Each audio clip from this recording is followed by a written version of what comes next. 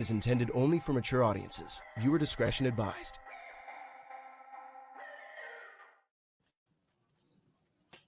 Hello. Hello. How are you doing tonight? Are you grooming something? I'm styling a wig because I am fast running out of time for this pageant that I'm competing in on the 20th. It's the Miss La Femme Magnifique in Sacramento, and I need a really solid updo for my formal look, and I just don't really have one of those. So Well, I'm taking my Ariana Grande wig, and I'm like teasing up this bitch to make a massive updo because they expect like a jelly bean on my head. I don't know how to do that shit. William, thank you for tuning in. We appreciate seeing you. William is actually one of our strong supporters on Saber Rattle. I hope you get the saber this week, my friend. Yeah. I know you got to tune in and get yourself a saber too, Anthony. I know. As I was mentioning that the other day, where it's like, hey, you should buy one of our sabers. I was like, yeah, totally. I'm going to do that because I could use one for my Leia cosplay. Every drag queen needs a flash and glow stick. Yes, I already have a fairy whip. Now I just need my lightsaber, and we can do some epic shit. I'm somebody who likes props quite a bit because I'm not a strong dancer per se. Right. But like I did like a lot of Screama kind of stuff too. So like, give me 2 Keyblades, I'm gonna give you the best fucking Kyrie ever. How did last week's show go, by the way? This last week's show was okay. So the week before that, you had a nice big crowd come in like near the endish of the session. Our second show, we had a really nice big crowd come in like late into it, but like still like during the show. These last 2 weeks, it's been weird. It's been like a smaller crowd again. But people will show up like at the end of the night or like after the show. Like we've been having all these walk-ins kind of coming off the street like at 10:45 or 11. So it makes me wonder if like maybe I'm starting too early. Because most drag shows start at 10, but I feel like at the same time, like most of my close friends that want to come, like that's late for them. So I don't know. It's one of those hit or miss. I kind of want the business, but I also want people in my life to be able to appreciate. Right. It's hard on a Wednesday night too. Well, yeah, like most people have to work the next day, and it's like a good day for hump day stuff, but it is still tricky to be like, hey, stay out till 2 in the morning. Right. But the other thing, like 2 weeks ago, we didn't realize it. It was Ash Wednesday. Yeah. So like, and Lodi's a really religious town, so there's hella people out, but they were all going to church for getting the ashes and whatnot. And so yeah, we had kind of a smaller turnout for that, and then this week. I ended up having like a pretty decent lineup out of nowhere. Somebody actually came and performed for just the tips, which is great. And then aside from that, we had a lot of new faces. So like it wasn't necessarily a large crowd, but it was still new people who had heard about it and were excited to come out and see it. So like I was glad to have them. Right. New faces is always what you want in this show. I mean, not we always love our friends and the people, but new faces means that the word is spreading. Well, yeah. Hey, really quickly, I want to say what's up to Ike. Ike was our first winner. He won the very first saber contest and did a little video review. So thank you, Ike. Jim is the owner of Starforge Sabers. Make sure to check him out and check out what he has as well. He's got a really good saber company. He's over on the East Coast. So we got people all over the place up in this bitch. Which is what you want. Outside of that, what was I going to say? Oh, I actually sat down for an interview with a gentleman who, submits news articles and whatnot to different papers and what. So he's looking to try to get us published for the show for that too. And I'm hoping that the Lodi News Sentinel or like the Daily Bee or whatever the hell it's called, and I forget. It's been forever since I picked up a newspaper. I don't care. If I'm in a newspaper, that's something, and I will plaster that shit all over. Get you some new wallpaper. I bought 50 copies. Take it. Say, Wong, what is going on? We have our first West Coaster on the show tonight. Everybody else is from the East Coast or different parts of the country right now. Oh gosh. So we have we were off last week, man. We had a fantastic week. Dude, check this out. This is what I'm excited about. Look at this. Dude, I got the autograph from Boo. What? Lucky. It was okay. So Saturday was Sons of Anarchy, and then Mary Gibb from Monsters Inc. was there, and then Okay. Sunday was the Star Wars day. And of course, owning a Saber store, you would think that I would be most excited about the Star Wars day, but no, I wanted to meet Boo, and she will be on our show. I don't have the exact date, but she's agreed to come on Saber Rattle and do an interview that'd with be us. lovely. I'm very excited. We picked up Cooley Jackson has agreed to come on. He is one of the white Power Rangers. Apparently, also, he's one of 2 people that taught Michael Jackson how to moonwalk.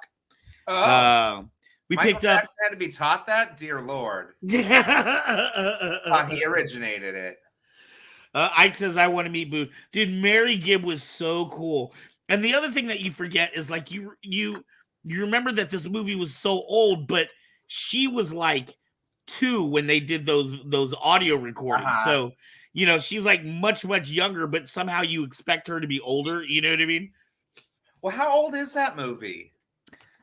I mean, age me by all means. It weirds me. Yeah. Well, what I think I'm like, oh God, that was 10 years ago. Oh, it was more than that because I want to say Monsters Inc. was Pixar's second movie. Wasn't There's it? no fucking way. There's just no way. Toy Story was the first movie. Yeah, and I was in 6th grade. There's no way Monsters that Monsters Inc. came out when I was in 8th. Like, there's just no way. What did you say, Ezra? Before that, Ezra, what did you say? Came out in 2001. 2001. Okay, so I would have been about 16 then. Yeah, that makes more sense. That was about 4 years later. I wasn't even born. Yeah, fuck It's a very generational show. Yes, God. Jim, you were 100% right. The conventions kicked ass for us. In fact, it's like completely changed our business model and how we were going to be doing things. Billy Crystal and John Goodman, yeah. So, anyways, a couple of cool little, and I'll leave some stuff for the show, but like, I guess at the time she was just 2 years old, and her dad was the director of Monsters Inc. So somehow that does not surprise me in the slightest. So the audio recordings are actually her, but I guess they just followed her around with the microphone and just picked up different noises that she would make. She wasn't really acting per se. She was 2. You know what I mean? Yeah. I want to say the creators of South Park did something similar for Ike Broflovsky, didn't they? For Ike? That Where would make sense. Yeah, or like all the little kids that are in kindergarten, they like actually film their real kids or like their coworkers' kids. Right. I want to say that I heard that somewhere. I could be wrong. So interesting, cool little bit of trivia. Yes. If you've seen what was it called? Was it it was the other Pixar movie. Was it called Inside Out? The one where it was like about her brain? The emotions. Okay, yeah. So Baby Riley, those voice clips are the leftovers they had from Monsters Inc. So she's also Baby Riley as well. They better have paid her for that shit. Hey, hello. It's Fireman Steve. What's going on? What's up? It's good to see you tonight, my friend. We got a lot of East Coasters online right now. Yeah, sorry, I'm running a little late. I just got back from a fire call. We had a house fire, so I'm just kind of like getting back in and going, okay, what did I miss? Oh my God, I'm sorry. And oh yeah, it's the night. You mean we're not the priority over a house on fire? Come on now, what kind of dedication is that crap? No, I was at the house fire doing my my EMT duty version of firefighting. So, so right now I'm kind of like going, okay, what do I do now? Oh yeah. Well, gentlemen, I say I know Ezra is he's editing a little clip for us for the end of the show. I say we get right into it. There are so many good things happening this summer. We just had, I don't know, Steve, did you get to go see Batman? Nope. Nobody. Am I the only person that saw Batman? Dude, after that call on Saturday night. Huh? I've been so busy with this pageant. The Batman came out right during my crunch time, and I'm like, fuck, I have a showgirl to make. I have like 5 outfits to get together and all this hair, and I work full time. So son of a bitch, like, we were at the convention this weekend, and then after we got off Saturday night, we were like, fuck it, we're going to the 9:30 showing of Batman, and all 3 of us are like at different points like dozed in and out. That movie is hella long. That's what I heard.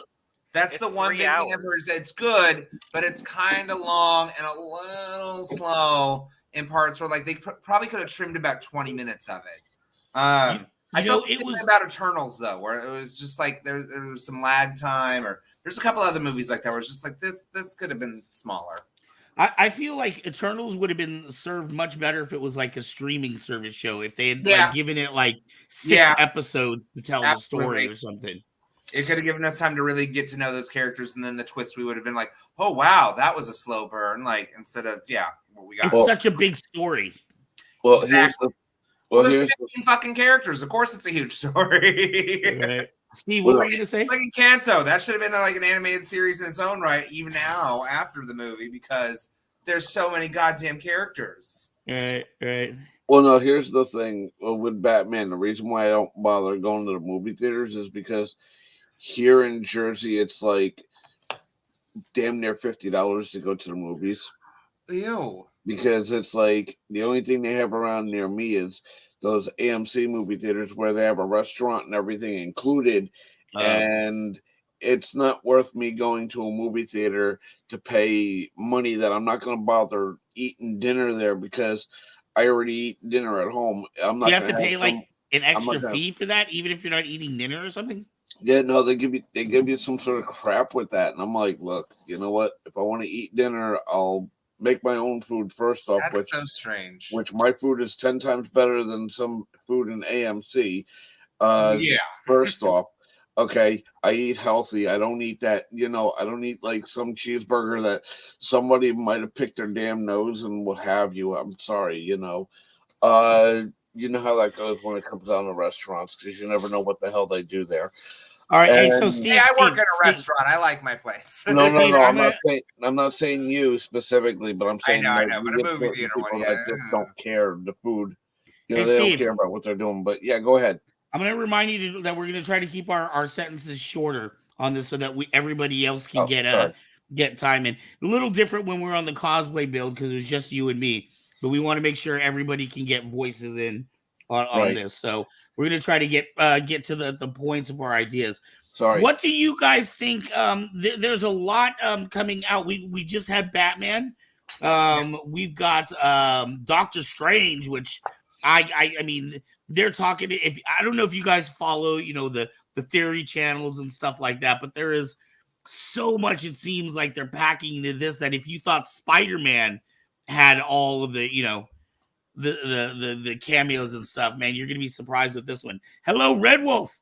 Thank you for tuning in. Is that That's Will. Oh, what's up, Will? Kirkland. That's what I thought.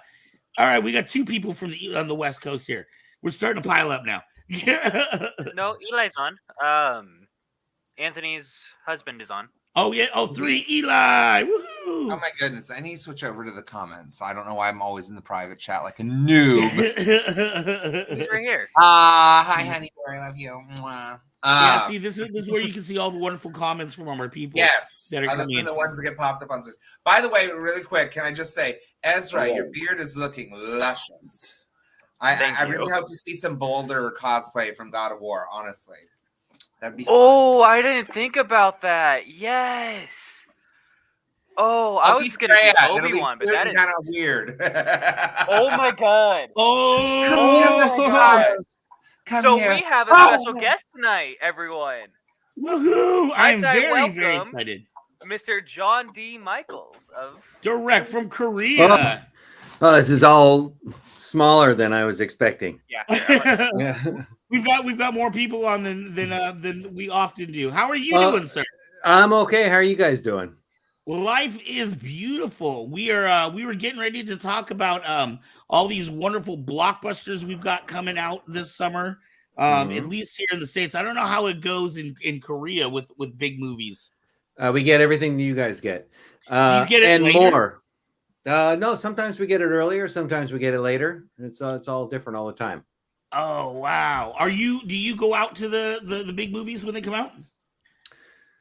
Some I do. I usually watch everything on TV. On my computer, on the computer I'm looking at right now. Right. I'm a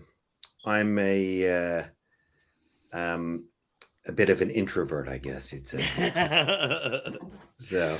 Well, you're hanging out with a bunch of other introverts, which is all piling in. For people in the, I was going to say this is perfect. This is like the little meeting of introverts. It's like the Brady Bunch for introverts. Do you guys mind if I eat cheese while we talk? I love cheese. Go for it. Cheese and tomatoes. I needed my snack. This is my mid-afternoon snack. Okay, now I want bruschetta. Actually, you go ahead and do what you got to do because you just reminded me I got to eat because I just got home from a fire call. So yeah, this gentleman has a real job. He's an EMT. No, I'm over here trying to make it on YouTube. No. I have a real job. I'm a bartender. No, my real job is I work at Amazon.com, but I'm also a volunteer firefighter EMT. So, I'm like, that's where do you do that? Where at? Which one? Where do you do the volunteer EMT? I'm in New Jersey. Where in Jersey? My stepfather is from Jersey. I'm from Jersey. Really? Yeah. I remember you were on the show the last time. What was it? I think 2 or 3 months ago. Steve, sorry. say the name again because we missed it when Anthony. Sorry. Woodbridge. Yes. My uncle was a volunteer fireman in Basking Ridge for like 30 or 40 years. Yeah, I know exactly where Basking Ridge is. Yeah. And and then my cousin was he also did that. He fights fires out west. He's from Jersey. I'm not sure what town he's living in now, but he grew up in Baskin Ridge, and then he was a cop. I think he was a state cop, but I think he was working for a while. He was working state parks for a while, right. Like Sandy Hook for a while, and then he was a park ranger. Yeah, but I don't think he was a park ranger. He was a cop, but I think his like beat was like up near there for a while. Thank you, Red Wolf. Anyway, but I'm from Jersey, and I know those people in Jersey, and I just stepped on Anthony. Anthony, please go ahead and somebody commented on my background, and I'm so happy about it. It's from Howl's Moving Castle, which is a great Studio Ghibli film if you haven't seen it already. But literally, like, my entire house kind of feels like this. It feels like Mardi Gras happening in your house. Well, I mean, I just have shit everywhere because I'm getting ready for this pageant. I have like cutout paper. I have like bits of fabric, bejeweled little beads. I have so much shit just my way because this is the creative process that I do. So anytime I'm doing something like this, like it just takes over the entire household, and then it like triggers my anxiety because it's just like, oh my god, there's so much stuff everywhere, but like I need it everywhere so I can find it. I do the same exact thing. I just I have this like little room that I call my office, and whenever I'm doing, I do a lot of like acting workshops. And so right now everything is on Zoom. So I'll do like an acting workshop here on Zoom, and I just fill my office with every piece of clothing that I might have to use for my characters or all my props, and it's just all lying all over my desk, and I can barely get my computer there. What is it that you're preparing for? 3 of those. So, what are you preparing for now? It's the Miss La Femme Magnifique competition out in Sacramento. They consider that like the regional, so like people from all over California can come to it. I just am lucky enough that it's close enough that it's not like a big out of my distance thing. But it's one of the longest running drag pageants like there is, and they have like an international finals after this one in Portland, in Oregon. And so we have Darcel 15th. She's like 92 and still doing drag. Still runs this entire thing. I think she's literally like the Guinness Book World Record of oldest living drag queen. Wow. I mean, she's pretty like well known as a result of that too. Wonderful person. I actually got to meet her and her husband about 5 years ago before he passed away. And they have a lovely house that has like 15 chandeliers in it. And then all of the curtains match the wallpaper, which I guess was an aesthetic choice back 60 years ago. But it's lovely. I'm sure that place is rent controlled as fuck because they've been there for a minute. But yeah, it's really fun. Like it's different. than the drag shows because you have to like go and compete in categories. So I have 4 things I have to compete for. There's a black and white category that's like everybody gets together, and that's like the big first introduction of everybody in the show. But then there's a formal attire, a talent, and then the big thing is the showgirl. It has to be very like Vegas, like over the top. And last time I did it, I did a paper showgirl. I'm trying to keep that trend up because I'm unconventional. So I'm doing like this whole like 6-wing angel thing entirely out of paper and like poster board from the Dollar Tree. Wow. And it's mammoth. It's in my entire garage. I think it's about 9 by 12 feet. And I'm still not sure how I'm taking it to Sacramento outside of like renting a U-Haul. Because I have a sedan. Like You just put it on top of the car and just fly there. It'll fly away. The shit's lightweight on purpose. What's your talent? Singing. I'm singing live. I can't dance for shit, but I certainly have some pipes. And what I'm planning on doing is Jeremy Jordan from Supergirl did like a whole thing of She Used to Be Mine on YouTube. Like if you look that up right now, like you'll find it. And it's a really stellar rendition of that song, which is from a musical written by Sarah Bareilles. So that's my choice. I'm doing that in his key. I found out kind of last second, like, oh shit, all of the karaoke ones I can find on YouTube violate the time restriction. And his doesn't. So I had to ask a friend of mine who's a musician, like, can you please record this in the key of like whatever this is? I think it was F for me. So that way it's under 4 minutes. But yeah, that's my talent. All right. Very exciting. I went to my first drag show ever. What was that? A month ago now, Anthony, your first, you came to the first one, huh? Yeah, we came to the very first. That was my first time ever going to a drag show. So that was a very fun experience. It's been a month. Exactly a month. No, 3 weeks ago. 3 weeks ago. 3 weeks ago? We just had our 4th show. So okay. There's a very big drag scene here in Seoul. Okay.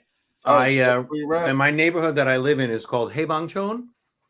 And it's a neighborhood that has more foreigners in it than most places in Seoul, and it's but it's foreigners from everywhere, and there's a lot of Africans and Middle Easterns and Europeans, Russians, Ukrainians, but there's also as well as many Americans and British people and people teaching English and stuff. If they want to book a bitch, I know a bunch of K-pop. Oh, you're in. Great. Yeah. The place is right down the street from my house. I mean, it's literally a block away. A place called the Rabbit Hole, and they've had shows there for a long time. Is that I'm sorry, where you live in Seoul, Korea? Is that the section called Little America? Is what they call it? No. Okay, because when I was in Korea, this was many moons ago when I was in Korea, South Korea, for the U.S. Army. I remember they called a certain section called Little America.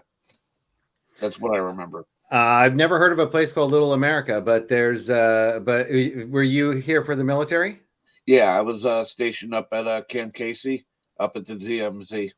Okay. My Haebangchon is right next to, like, about 2 blocks from my house is the old Yongsan Army base, which is now empty. So that's now empty, and they're going to be turning that into like a park or something like that. Oh wow! I'm not sure. And I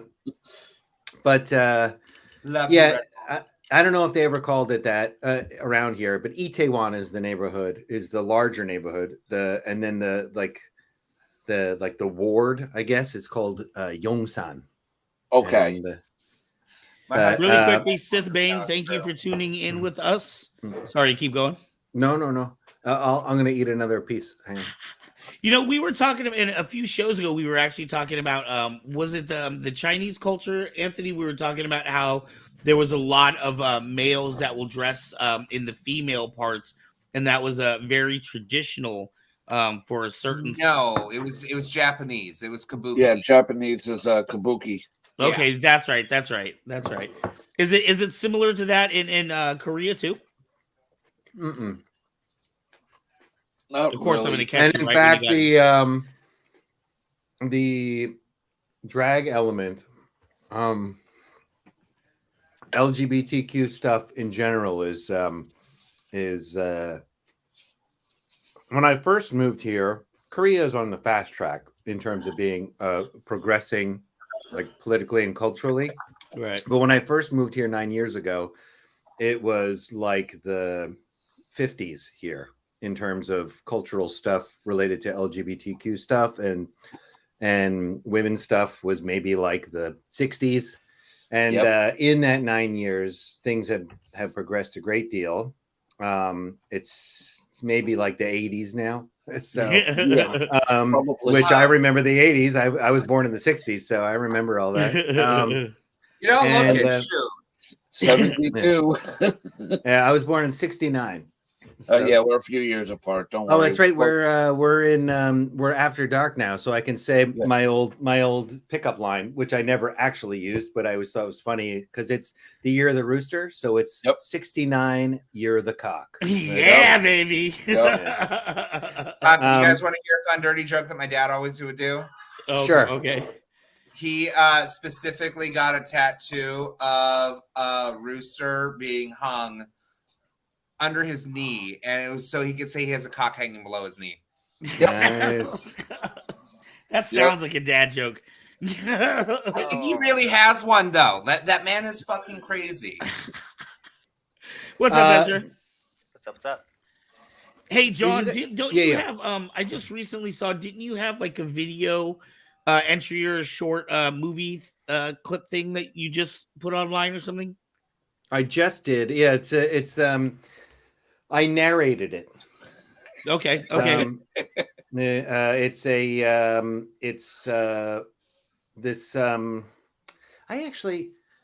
not actually sure where he's from. I've never met him in person, Komail. I think he might be Iranian, but I'm not sure because I know that the first movie we did together, it premiered in Iran. Right. But the first movie I did was an animated one. I did all the voices for it, and this one is it was kind of his response to the Ukraine situation, and so he wrote it and narrated it, but he wanted me to do the narration, so I kind of I reworked his script because he's not a native speaker, so some of the stuff wasn't grammatically correct and whatnot. So I just kind of brushed it up a little bit, and right. And then when I narrated it, I tried to stick as closely as possible to his tone. So it's really his expression, but I just did my best in terms of narrating it. But yeah, I just posted that. Nice. You guys, how long is it offhand? I can't remember. It's like 4 minutes, I think. You guys should. I don't know how. I it's only on my social media, so he can't put it on his YouTube yet because it's going to be in a bunch of film festivals. Oh, nice. For the next few months. So they just said I could put it on my social media because because I'm not popular enough to cause any problems. Oh man. Well, the thing is too is I'm about to lose like at least half of my my followers because maybe 3 years ago I did a commercial with a Russian model who was like an influencer, and so she posted a story that had a link to my account. It was it was me and her in the Instagram story, and then she posted my information, and I got like 600 followers from Russia in 2 days or something. And but Russia's about to kick all the meta apps out of Russia, so right. I'm gonna lose all my followers. Well, all the ones that don't have VPNs. If they have a VPN, they're fine. Yeah, maybe so. You'll get him back as soon as this whole thing gets cleared up. You'll get him back. We'll see. But if anybody, you should go. I would love people to look at to see this video. I really I really I was enjoy gonna it. say, since it's short, I don't know if it's possible to shoot that over to Ezra and upload it. There's no editing, Ezra. It's just uploading. Yeah, but it means downloading, which means I have to close out of the app again. My poor director. We like to dude. see Ezra's I little asked so face, much. okay? Let him stay and talk. God. And Hey! I just went through the cringiest video of my life. I told you this is going to be a good topic tonight. It's going to be a fun one tonight. What hey, is- really quick, I want to hate acknowledge. you. I want to What is acknowledge it? For's Effects Online. He is an incredible sound font maker. He was the one. For's. This is John Michaels here, one of the Squid Game actors. I was talking to you about. It would be so fun to have a Squid Game sound font on a lightsaber. So that we that's turn it right. on. We'd have like the VIPs on there. Can I That's say, right. John, you're the most John. famous person I've actually talked to since Maria Bamford.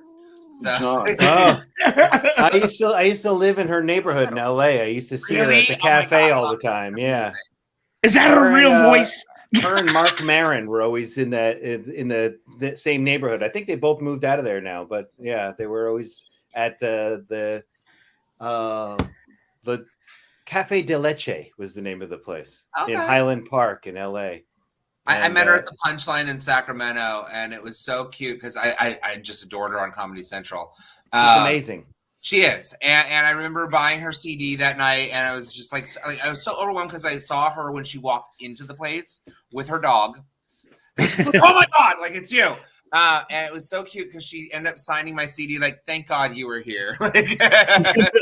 Oh, nice. I was definitely very loud. I took advantage of the 2-drink minimum and made it more like a 7. I She's introduced a lot definitely of one my of those friends to people- that CD. They liked her after that too. So She seems very like she's very true to her like her personality and her characters that she does. She does outrageous characters, but you can always see her true self in it somehow. yes.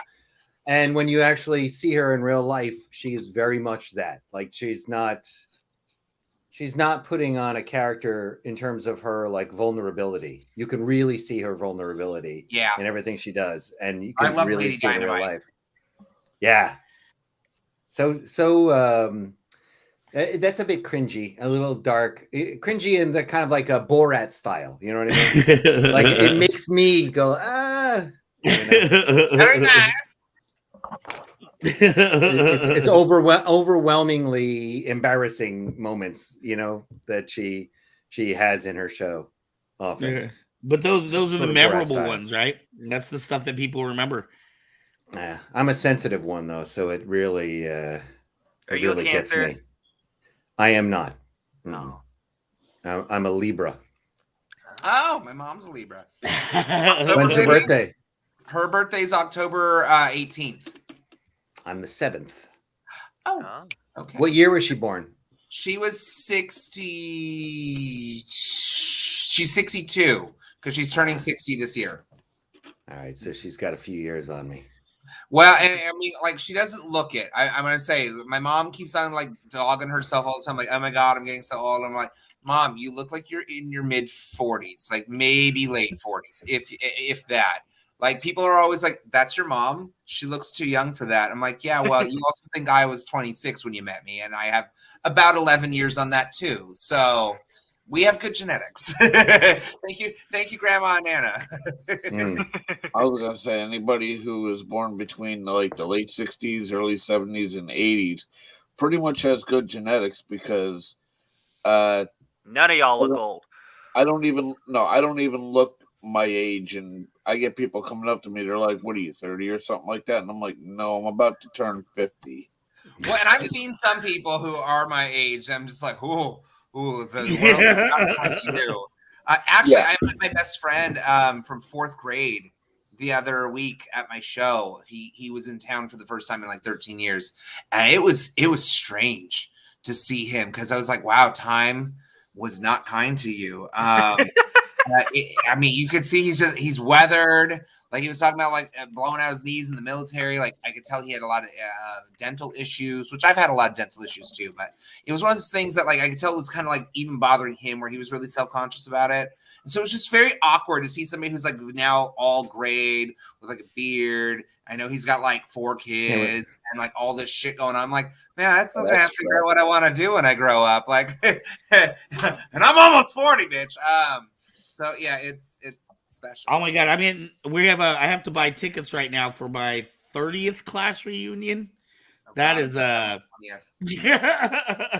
Like each class reunion just gets smaller and smaller as people get peeled away. Jeez, I am so young. I'm yeah, you're the baby. It's okay there. It's okay there, young Obi-Wan Kenobi. We got you. That's why we need you on the show, Ezra, to balance out so that we can get some of the younger viewers in. Hey, somebody just told me today, a friend of mine just told me today that I look like Obi-Wan Kenobi from the latest trailer. The new one. What do you think? Do I? Yeah, actually, he's a little more weathered. You need a few more wrinkles, by your eyes. There's a makeup product for that. Well, no, you can. I think this camera is just beautifying me or something. Like that. You got a filter on? What's going on? Yeah, I got a lot of wrinkles.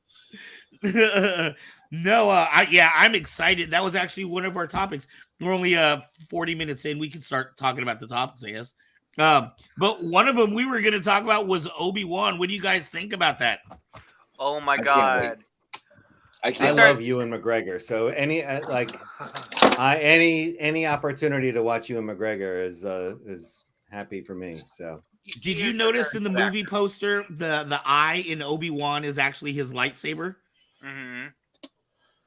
I haven't I watched the trailer, but I've seen it. I just hope it's better than the Han Solo movie, because that didn't seem like that was very well received. Well, that also wasn't, actually him.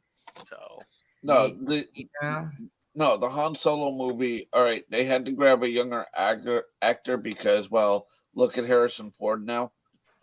You can't exactly get him to, go back so many years, but also look at what they did with like Will Smith in that. Thank you, Force Effect. Yeah, actually, that wasn't even what's his face that played himself in played Luke Skywalker. That was some other actor that they got to play the younger Luke Skywalker. And they digitized his face, right? Yeah. The Corridor crew did a thing on that. I feel like Ryan Gosling would have been a perfect younger Harrison Ford, and I don't know why Hollywood didn't see that. Man, we're getting a bunch of messages in the side.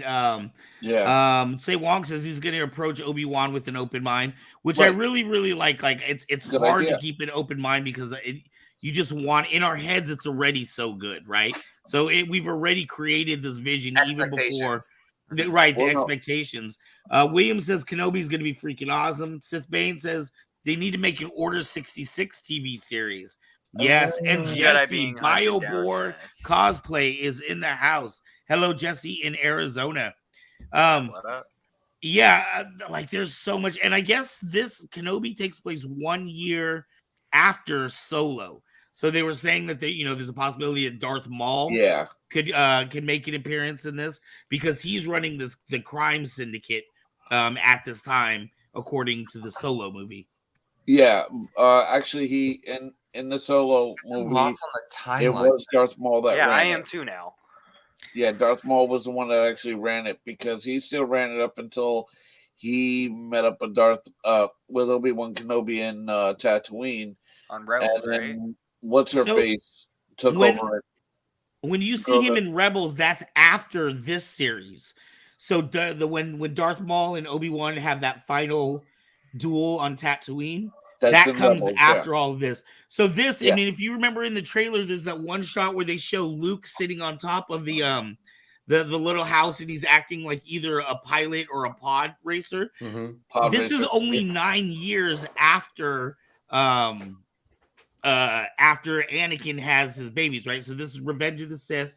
Yep. Then it's 9 more years. More like after Padme had her babies. Right.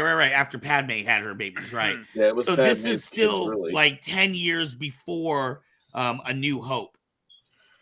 I feel like Anakin kind of forfeited his rights to having kids when he killed the younglings. Well, you know, he's just one of those abusive fathers. That's all he is. Which, yes, you did. Yes, you're right. He's one of those ones that forfeits the rights. Oh, by the way, that lightsaber that I just showed you, I actually got that one from somebody else, but that one's a my Sith Obi-Wan Kenobi saber. I'm still going to be buying one off of you there, Van. You know, so don't worry about it. I got you on that. As a matter of fact, this Monday, you and I are going to be conversating on that. All right, my friend. Yeah. So there's definitely Deborah Chow. Deborah Chow is directing this, and she was noted as she did the Mandalorian series, and I believe she was noted as the first female director for a Star Wars series. And now she's running the whole thing for Obi-Wan. What do you guys think about that? Yeah. What did she do before?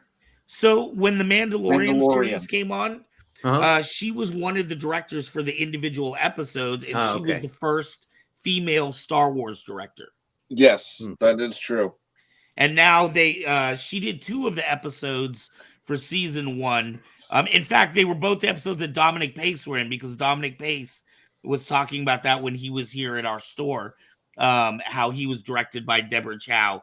And now she's doing just the same way they tapped Paul Rodriguez.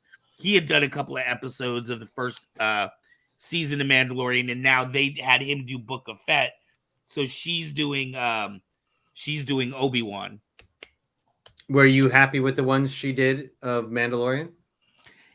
I was, but to be honest, on a series like that, and I don't know how it is for you as a director. It's sometimes challenging for me to be able to watch the individual episode and go, okay, that's clearly this director, that's clearly this director, because it's part of a bigger story, and there's a producer that's kind of like watching the whole thing.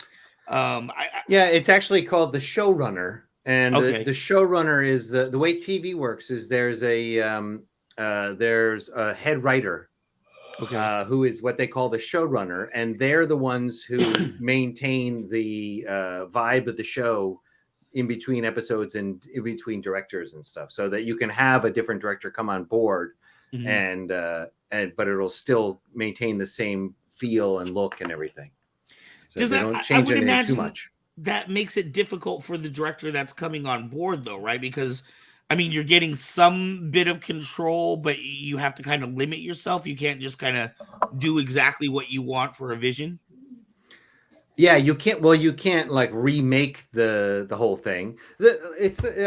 Basically, if you are a director who is like a well-known director with a particular style and vision, and they hire you for that, then probably they're hiring you in order for you to apply your vision and style to their existing IP.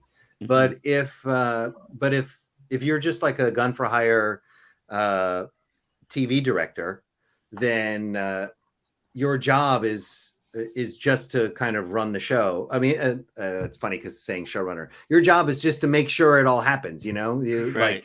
So there's like a real kind of like boring.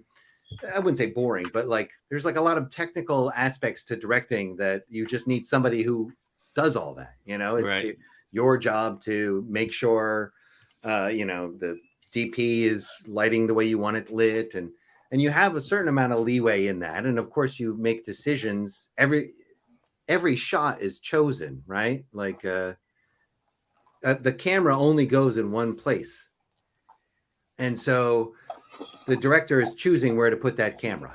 Right. And so you always are applying your vision in some way to that. Right. But yeah, you have much more of a constrained ability to put your view on it or your vision on it. Been in that position, John, or has it always been your own projects? Obviously when you're right that you're directing, I know when you're acting, obviously it's different, but as a director, have you ever directed somebody else's work where they were kind of like watching over and had a say in how you did it? I directed one of the movies I directed. It's called Strings. It's the only movie I directed that I didn't write, and that one that was originally going to be directed by the writers. The writer is a good friend of mine, as is his wife, and his wife she's actually stopped directing, but she was also a director, and she backed out of it. And then she had seen my first film and asked me if I would direct it. And then they were the crew, basically. The entire crew was 4 of us. There was 4 of us on the crew, 2 people in the movie.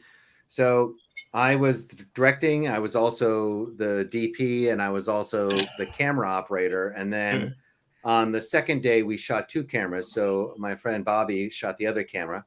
But yeah, the writer JT Harrell was there doing sound. So he was the sound guy, and his wife, who was originally going to direct it, was the producer, and she was like the script supervisor on it. So yeah, it's like so having them there, they were very open to me. It was my vision, you know. They let me do it the way I wanted, and with the actors, I rehearsed them for like a month and a half, just me and the actors. So we kind of built our own thing together, and they were there for it all. But that was the closest thing, I think, to having something where I felt like somebody was kind of looking over my shoulder, but it wasn't in any kind of, I never felt threatened or nervous or frightened or anything like that. It was a very supportive environment. That's about it that I can think of. I directed my first time directing a play. The writer was somebody I knew. Actually, the first time I directed a play, the writer of that play was VIP 2. Oh, wow. Yeah, Daniel Kennedy. So he and I are both from the theater world here in Korea. So, and he's an excellent writer. He's an amazing writer. And this play was just beautiful. It's called Water Weight, a short 1-act play. Oh, I would imagine in Korea it's kind of a, as far as the acting and I guess the upper echelon, more serious movies, it's kind of a small pool where you bump into a lot of the same people again and again. It's not even just the upper echelons, it's every echelon. It's a very small pool. So we all know each other. We all see each other all the time. It's weird. It can be a little weird because, you're competing against people too. And so they're your friends, right. And you only want the best for them. But then also you're losing roles to them. I have a good friend that I have lost like 5 roles to recently. And that's not a good feeling, but right. The 2 years before that were my 2 years, and I got everything. So right. Hopefully the cycle's going to return again. We'll see. But right. But yeah, we all pretty much know each other. Quick question for you, John. Yeah. The rockabilly scene, is that actually pretty big over there or no? I have never seen any rockabilly here. It's not like the underground music scene is not like Japan, where there's like every genre has like their own little clique. Right. It's not like that at all. There's like there is like a punk rock scene, and I guess I've heard there's a metal scene. I haven't actually seen any of it. I've seen some of the punk rock. Punk rock tends to be more on the pop punk side, as opposed to like in Japan, where you have like the insane noise punk stuff, like or just noise scene, like Zenigeva or the Boredoms or Melt Banana, that kind of stuff. I've never seen anything like that here. Never heard of any of those, and I'm now curious. It's just great names. It's just Milk Banana. Melt Banana. Melt Banana. Okay, I was like, well, either way, it sounds kind of sexual to me, but that's dirty. It's fine. That's okay. It's Kyber Cave after dark. We're allowed to be dirty here. But they invite me to be on this show more often. Even before COVID, I realized COVID's a little different. But is there a big music scene in Korea? Yeah, sure. It's I mean, obviously, I know the K-pop is everything here. You know what I mean? But yeah, I don't know what it looks like actually in Korea. Well, I mean, I've already said. Now, I was a punk rocker when I was a kid, right? When I up until my whole 20s, I was playing shows and touring the country and all this stuff. I played a show at Mel Banana, but I stopped being into that stuff a long time ago. And then it's funny because since COVID, my wife is a belly dancer and she performed recently, and that was like my first time being out at like an event in a long time, and I was so incredibly uncomfortable. And so I think I've become even more introverted post COVID. And my friend just went to a some kind of dance club or something the other day, and he sent me a picture this morning. He went last night. He sent me a picture this morning of all these. It's packed club, and all these people are dancing on the tables, shirtless and everything.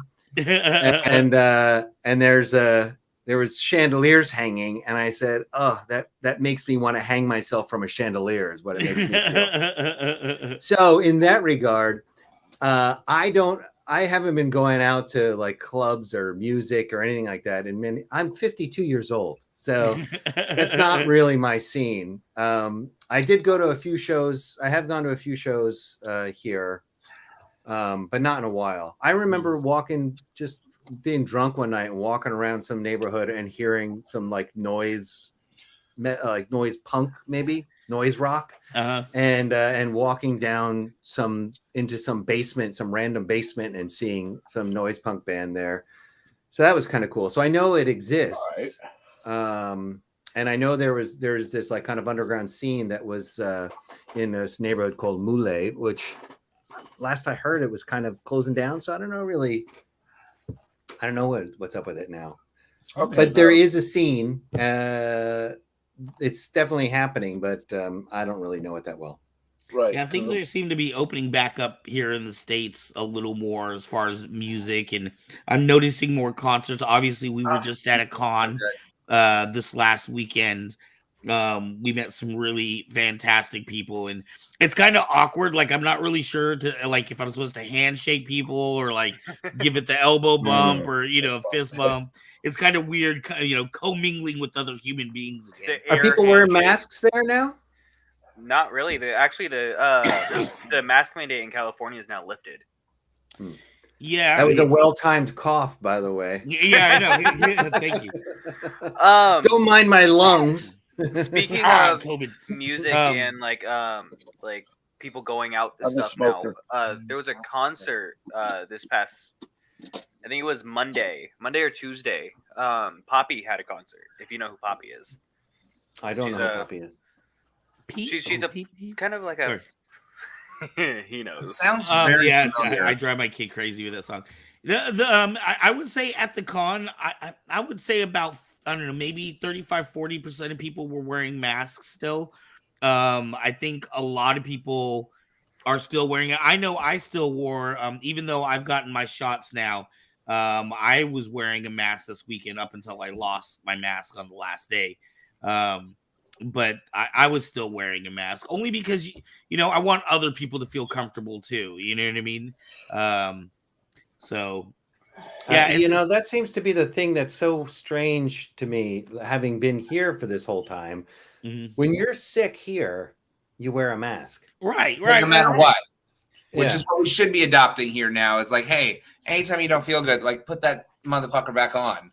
Right. It's just going to mean that everybody doesn't have to call out from work now this weekend. Like, also we have all this pollution here from we have a homegrown pollution as well as pollution coming in from China, as well as there's the Gobi Desert.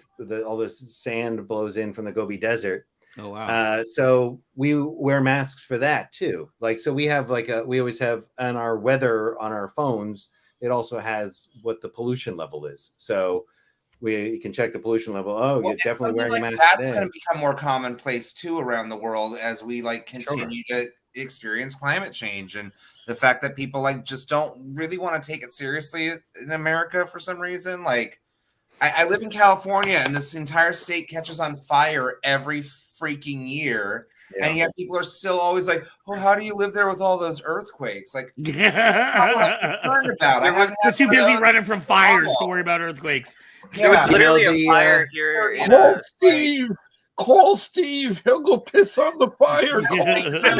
Every single river is like completely bone dry, and we're experiencing droughts all the time. And then these random ass cold snaps. And California produces a lot of food for the world, so like we should be taking it more seriously, especially for something right here where it's going to impact so much more if they don't. I know we produce like 65% of the agriculture for this country. Yeah.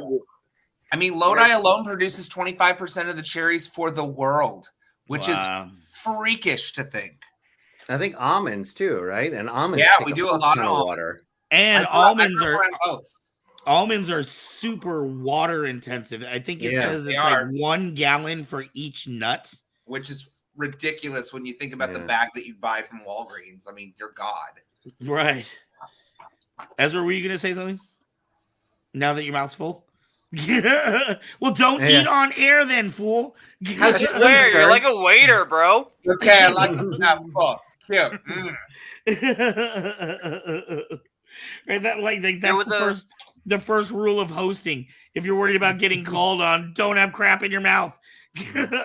Make sure you always have a drink nearby. So let me ask you. So our topic, our bigger topic for tonight was summer blockbusters, things that are coming out. But in light of what we're talking about with COVID and everything, do you think these things are going to start going away? I mean, are we going to stop having these big concerts and these big blockbuster movies and things like that going forward, or are we gonna? We're moving away from a lot of things here in New Jersey. They binge drop the mask mandates because I hate to say it, it's almost 2 years going on. I mean, how in the hell are you gonna keep people locked away in their homes, and how in the hell are you gonna keep people from, meeting up with others? I mean, granted, for what I do as a volunteer fireman, yes, I got to wear protective items, which, when I go on like medical calls, that's one thing. But when I'm walking up and dealing with people, in the general public, it's like, yeah, okay, hey, how you doing, whatever. But I just don't want to feel like I'm always segregated from everybody else. You know what I'm saying? It's like, come on. Man, I'm the opposite. I'm trying to figure out what level of crime I have to commit to get house arrest and nothing more, so I don't have to fucking go out again. I'm not into it at all. So you haven't minded this whole quarantine thing too much, huh, John? No, I mean, like, when I don't work very often, so I work. And I haven't worked hardly at all. I'm trying to figure out how to get to the States, actually, to try and get some work. All right. We'll talk later. I might have something really big for you. This con that we went to this last weekend, there was like 5 of the living Boba Fett's were there. And the guy that threw this con we had Boo from Monsters, Inc. was there. We had Sons of Anarchy actors and several Star Wars actors. Katie Seagal wasn't there, was she? She was not, but Natalie Sky, Chris Reed, and somebody else was there. I'm not a big Sons of Anarchy fan, so my mom gets confused for her often, and it's kind of cute. People think that she always looks like Gemma from Sons of Anarchy, so it's one of those things of like, if I ever get to meet her and be like, hey, A, I've loved you since Married with Children. B, apparently you and my mom are twins. B, you need to be my snatch game from RuPaul's Drag Race, so like give me some hints, like what makes you funny. Amazing. She always plays all the badass bitches. Yes, she does. Anyways, he's got something coming up, I think, in like 6 months in Texas, and I had talked to him about you, John. And this is something where he may be willing to fly you out from Korea for the weekend and then fly you back home. Man, somebody's got to be willing to do something. I don't know. I think I'm gonna. Right now, I'm looking to maybe just get like an Airbnb in LA for a little while and just see what it's like to be on the ground there. I've only auditioned for one TV show so far in America.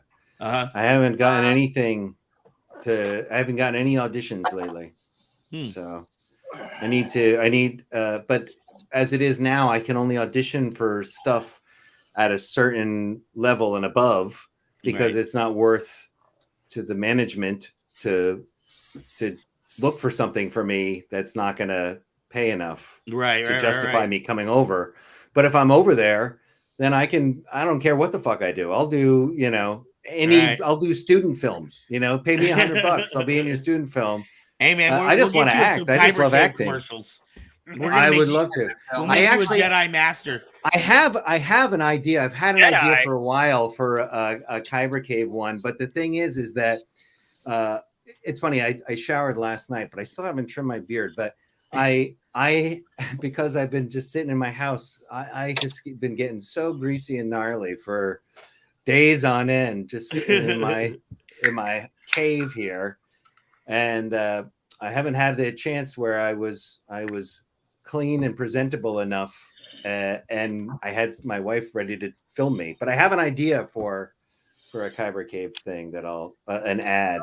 Ooh, I'm excited. It'll be short. It'll be short and silly. So it's not that big a deal. So here's the thing. Like it's funny because my distributor, in fact, this Sunday night, our guests will be in China. It's the company that makes our lightsabers.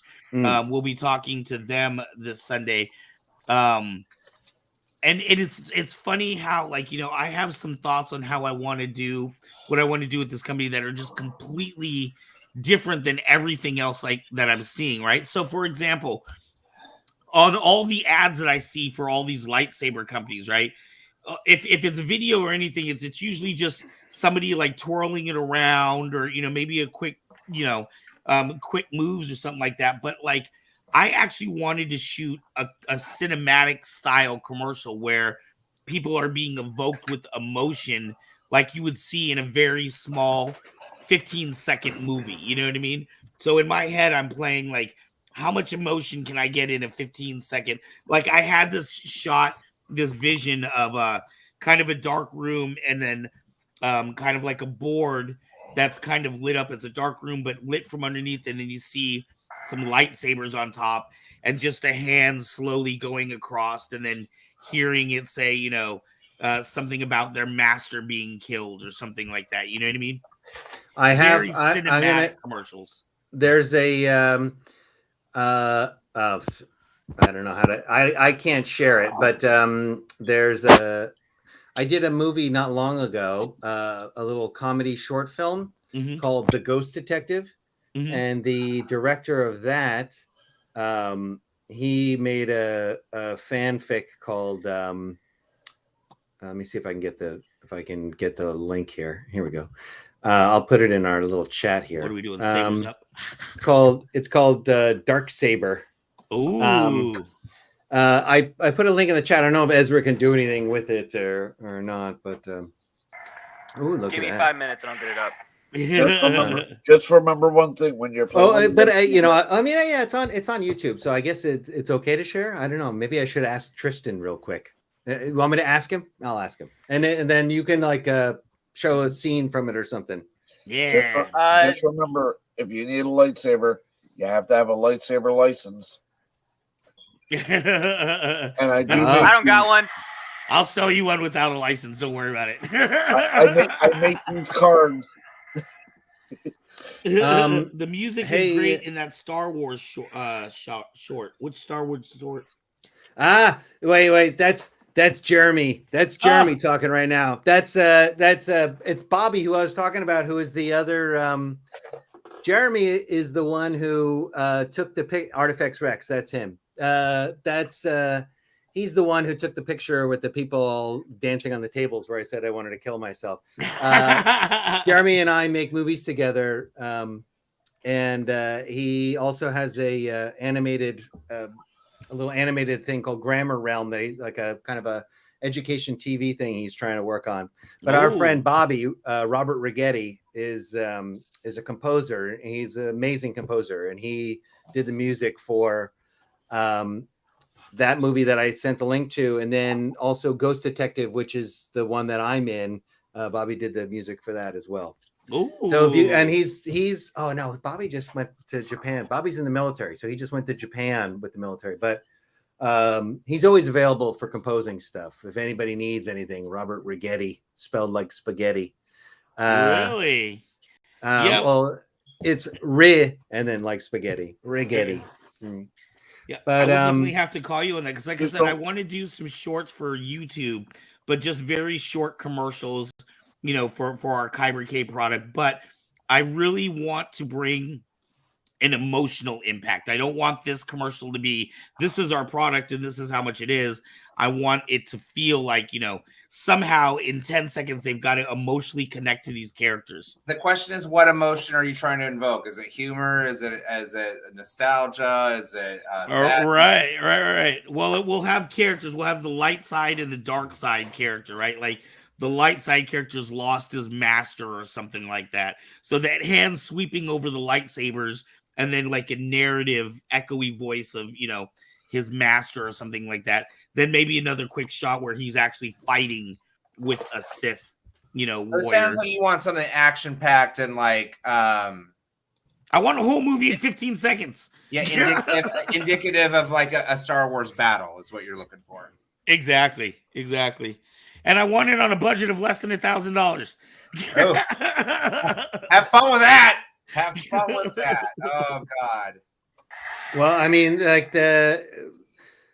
Ezra's got to be a talented filmmaker at this point after doing all this. No. Yeah, and he's got that. He's working on that Obi-Wan look. He is also rocking the Obi-Wan look. So I mean, there you go. You have your light right there. Hello there. Have my bitch ass show up as Darth Maul. It'll happen. I paint my face all the fucking time. It's great. Ooh, Artifact says the Uncharted 4 teaser trailer is very emotional trailer for about 15 seconds. I'm gonna in about 15 seconds. I have those ones from Spirit Halloween from when I was working there this past Halloween. If you're interested in those for the Darth Maul look, let me know. I'll shoot it right out to you. Okay, I'll keep that in mind. Sith Bane says, "Hey, pull me up really quick, Ezra." Sith Bane says, "Dibs on being nihilist. You got to check out the sticker I got this weekend from one of the con goers. Churro Squad, yes. Churro Squad with Dark Nihilist." I'm eating pizza and you're showing me churros. I'm on a freaking pageant diet, people. Hungry.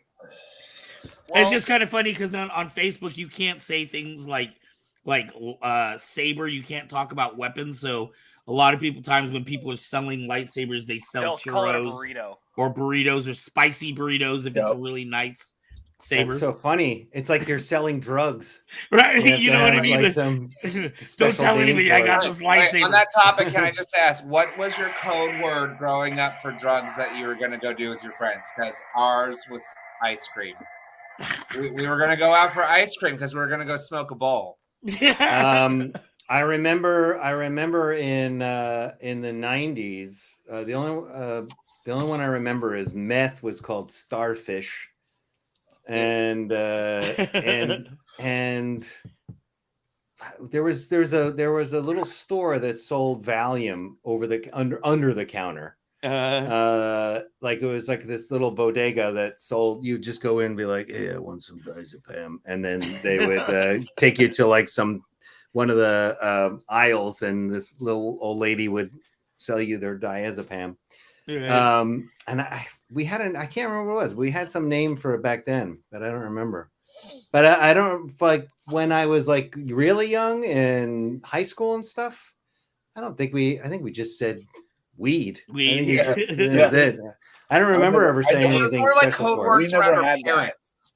That was our thing. It would be like, hey, I'm gonna go get some ice cream with Zach because that's well, we were all latchkey kids, so I don't know. We weren't around our parents. I never heard of anything. I never heard of any code words back then in the 80s and 90s for that. So I mean, for me, if someone's gonna come up and be like, "Hey, I'm gonna go smoke some bud," that I'll hear that, or I'll be like, "Hey, you want to smoke a joint or some sort of thing." That I've heard plenty of times, but nothing like, "Oh, well, we're gonna go get a Starbucks, or we're gonna go get this, or it's like what?" It's like just say what you want to say and just call it a day. You know what I'm saying? But then again, back then we really didn't care. So now it's more like social media wasn't as much of a thing, and you could walk away from your house, and your parents didn't get to know where you went. Like, it wasn't a thing at all. I mean, it's not like they were gonna be like, "I'm gonna call you on your cell and be like, where are you?" It's just like, and then you got these, which is your electronic leash. Right. Yeah. I'm happy the internet didn't exist when I was a teenager because all the crap that I did back then did not need to be documented. Hey, really quickly, I want to say, Sylvain, I actually got this from there was a guy that was walking around the convention as Darth Nihilus, and I commented on his costume, and he had a whole bunch of these stickers, so he gave me a couple. And Sean Patterson, I believe that's SP Sabers from New Zealand or Australia, if I'm not incorrect. Is that you, Sean? Or am I misinterpreting who that person is? But if so, SP Sabers in the house, and if not, SP Sabers in the house. Anyways, in spirit. In spirit. The force is with you. So do you think I keep thinking, okay, so we just had Spider-Man, we had No Way Home, and that was such a huge blockbuster, and everybody talked about how phenomenal it was, how it was great to bring in, all these other properties together. And now they're saying Doctor Strange is going to be even bigger than that, and that there's a lot to expect. Is there going to be a time when Marvel just runs out of things? I was joking with John. I was saying that, John should get ready because eventually Marvel's going to run out of actors. They're going to have to tap on everybody in Hollywood to get through all their characters. They better hurry up. Yeah, it's the guy from Australia. Doctor Strange is not going to top Spider-Man as far as movie sales. You think or so? Expectations. People just aren't as familiar with him. He's too new. I'm sure it'll be a great movie. Don't get me wrong. But I feel like, they're delving into the whole multiverse thing because of how popular that concept is now. Right. That they get to tap on all these other little properties and kind of tidbit at them without having to spend too much time on it. Unless they're bringing in, what is his other rival's name? I'm trying to remember it now. Fuck. Wait, who are we talking about? Doctor Strange. So there was rumors that there was like some character that was impersonating him in No Way Home. I can't remember that character's name. Like the Dark Doctor Strange? Huh? The Dark Doctor Strange. It was one of like the like more demonic characters. I want to say it was Mephistopheles or something, but I could be confusing my Mephisto. Maybe that was it. Mephisto. I think it might have been Mephisto. Right. I remember Mephisto. Yeah. That whole multiverse thing, that was from when I was reading comics all the time. That's right. That was the 90s, really right? old one. Reset a lot of stuff back in the day. Yeah, it was a long time ago. It's so pertinent to use it now, especially for the nostalgia of it all. I mean, right. So wasn't much that series of the run stuff in the they use 90s is in though? that. Wasn't that early 90s? Wasn't that the time period when they had Infinity Wars and when those comic books came out? Yeah, because there was a video game about it too. The Infinity Gems. I don't remember exactly what it was. I just remember I was younger when seeing all that stuff. The stuff. Marvel Superheroes video game, and it was like the first Marvel fighting game that had like Spider-Man and Psylocke and Shumagorath. We have that in the store. We have that. Yeah. And that one, the final boss was Thanos, and it was with the Infinity Gems. Like that was something that you collected throughout it. So it was fun because like when you got to the final boss, he'd steal all the gems from you. And then you had to start the battle, and it's like, fuck. But it was such a solid game. Like it was really, really good.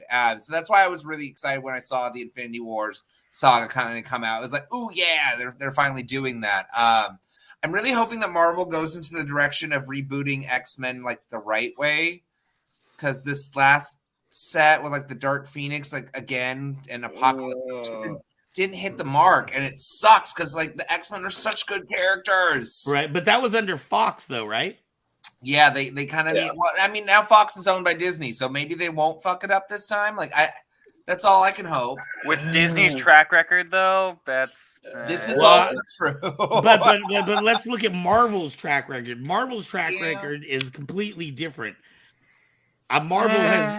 I mean, I'm excited for Morbius, and I'm excited to see what else happens. Because again, I really, really, really pray and hope that they're bringing like the Maximum Carnage saga to the Spider-Man realm. Like, and then now that you brought up Morbius, do you guys think people are ready in general for the darker stories in DC and MCU? So they were talking about how, with Doctor Strange, that was supposed to be the introduction into not only mutants, but vampires and, more otherworld, Ghost Rider and some of these more otherworldly characters. Do you think we are ready for that? Yes. Yeah. We've been ready and waiting since like the Dark Knight. So yeah. Yeah, I mean, I think that all the darker stuff is like DC's been doing the darker side all along. It seems like everybody is kind of doing some version of Batman Year One every time. Like that kind of vibe that they did for Batman Year One, which is still my favorite Batman series. Right. But that and the Frank Miller one, of course. But yeah. But I mean, I think that it seems like that's the, I don't know, maybe it's going to go, maybe we're going to go opposite of that now, but it seems like the mood is everybody's ready for some darkness. Like, maybe that's going to go away now that everything's opening up. Maybe everybody wants some light again. Like the audience that grew up with it has now also matured, so they're ready for a more mature thing themselves. Like these properties aren't things that are now introduced to like little kids like it was back in my day. I mean, I remember the Adam West Batman. I grew up on that stuff, and it's a stark contrast to what we got now. That's for damn sure. I met Adam West in a bathroom at a convention in Boston in like, oh God, it must have been 89, 88, 89, something like that. I peed next to him. I actually met Adam West at Big Apple Con in New York City. This is maybe a few years before he passed away. Oh. And I actually got to talk with him and the guy who played Robin, the original actor, Dick Ward. Dick Ward. No, Burt Montgomery. Burt Ward. Something. I can't remember. Burt Ward. Burt Ward. Yeah. And when I actually got to talk with them, the funny thing was, I was actually mentioning other shows that Adam West was in, because Burt Ward wasn't really in much of anything except for Batman and maybe something else briefly, and then that was it. But the funny thing was, I actually asked him about a specific show that he was on that had nothing to do with Batman, none whatsoever, and it had to do with something about like like him playing the part of what he is already as an actor. And then he just kind of looked at me. He goes, "Aren't you a bit too young to watch that TV show?" And I looked at him. I'm like, "What, Emergency?" I was like, you played an actor playing an actor." And he was like, "Yeah, that's true." Oh, he did that on Emergency. He did that. Yeah, he was on Emergency. God, I hate that. We used to watch that every day. As a matter of fact, they actually play reruns on one of the cable channels early in the morning while I'm at work. So luckily for me, is it Emergency and Adam 12 and SWAT? Is there like do they have them all in a row or something?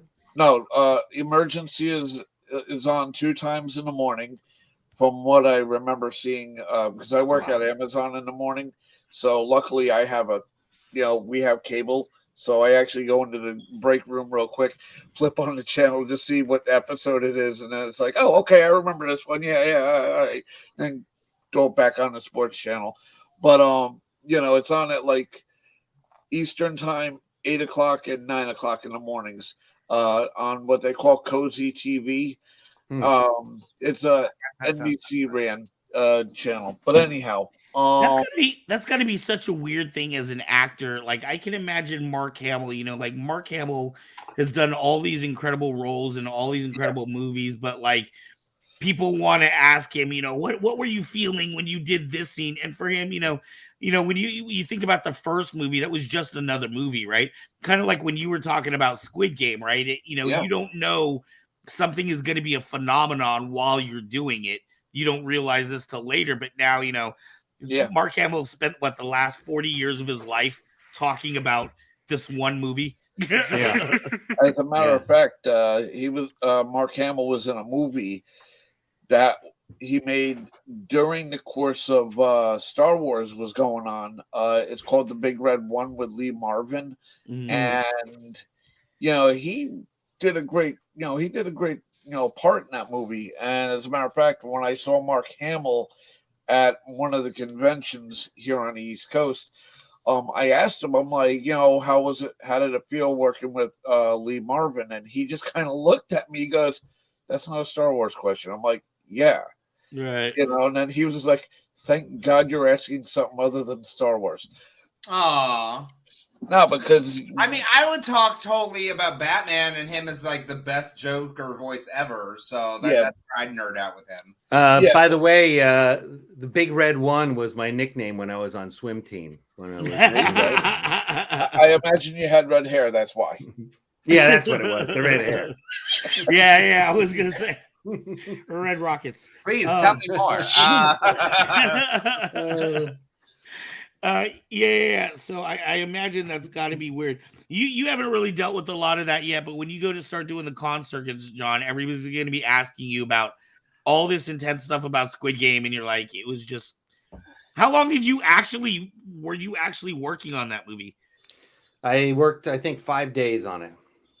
5 days on it?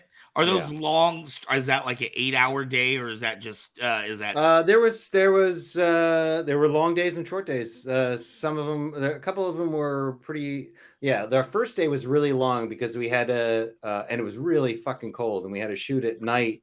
Like our entrance when we come off the helicopter, right? There's not really a helicopter there, and we're just out at like a ballpark with a giant green screen behind us. Shows aren't real. What? Yeah, and it was freezing, and they would put this big giant fan on us to simulate the wind from the helicopter. But that one, we shot some stuff in the studio. Our entrance when we come in, like through the elevator door, we shot. That was the first thing we shot, and that day, that hallway and the exterior with the helicopter were one day. And then we did 4 days in that big set with the in that room that we're in. Right. And then we did 3.5 days of that, and then a half a day in the little one when we're watching the final fight. Right. So for something like that, did you yourself come up with like a backstory for this character and where he was from and why he was there? And because I mean, obviously they don't go into any of that in the TV show, but as an actor, do you do that even for smaller pieces? I had an idea and of who the character was, and then I ran it by the director because the script was so ridiculous. Like our lines were so ridiculous and over the top. They were so cartoonish. And like I've said before, we didn't know what the rest of the show was like. We never saw the script for it. We had no idea what the rest of the show was like. So and when we got to our set, I mean, it looks like we're in a cartoon, right? Like a live action cartoon. That's what it looks like to us. So the way the lines of my character were written, he seemed really effete, like as if he was like very rich and didn't like he had no calluses on his hands. He knew nothing of struggle or anything about the world, like what real life was like for people. You'd be like Kim Kardashian. Exactly. Like, so that's what he seemed like to me. So that's how I had approached the director, like, this seems a little cartoony. I should be over the top. And he's like, no, you're very serious. And then he said that Daniel and our characters created the game. Oh. And so I was like, okay. So then, so that's all I had to go on. And then that was about like, 40 minutes before we started shooting. And I still had to go get dressed and everything. So that's all I knew. There was no like prep really that we had for it. I had an idea going in. Right. I got to set. I had an idea. I had a way in which I imagined saying the lines that I had been working on. Right. But you can't get too wedded to anything because what happens is you get to set and then you say, hey, I'm thinking this. And they're like, oh, no, that's not what it is. And that's what happens. So then I have 40 minutes to like figure out, okay, so I'm very serious. So then I'm just trying to do it with the ridiculous script and then walking in and seeing these big colorful sets and stuff. I'm sure it was really hard to get the, the sense that this is going to be a serious, scary drama movie. Well, not only that, but it was, there was, it's very hard to take yourself seriously, like as the character, like with the lines you're saying to like, it's I found it very difficult to not think of my own character as kind of a buffoonish idiot, and, right. So I tried to just be knowing in that, if you know what I'm saying. I tried to be like, yeah, I know life is, all bullshit. Who cares, and these people are dying. It's fun. Hey, right, right. So I just tried to have that kind of quality to it so that I wasn't judging my character, because then you just start doing a pure caricature when you start doing that, if you start judging your character. So I tried not to judge my character. I tried to just be like, if he's saying like this and acting like this, he doesn't take anything too seriously. So even though, but at the same time, the director's saying, I'm very serious. So I tried to find some way to be in the middle of those two things. But as the shoot went on, and once again, I had, 30, 40 minutes or whatever while we were getting our hair and makeup and costuming done to like try and figure all that out in my head before I started saying the lines. And you only get like 1-2 takes. So it's like you give one shot and maybe they say, okay, that's it, moving on. And then you're like, I guess that's the character, Right, what I did just then, that's the character now. And so you try and connect whatever you do next to that. So you kind of get like just wedded to this interpretation that you kind of get forced down this road of this is what my character is. I know what that's like in a sense. Like I'm not nearly on your level of acting, obviously, but I've done a lot of theater in my time, and I will say there is something special about a time where you work with a director that lets you take your character in the direction you want, versus the times that you like have this idea and this is where you're going, and then like, yeah, that's not what we're gonna do. Yeah, and it's one of those things of like, okay, now I have to completely reassess what I've mentally prepared for this, but that's the gig. Like you just kind of have to do what you're told sometimes.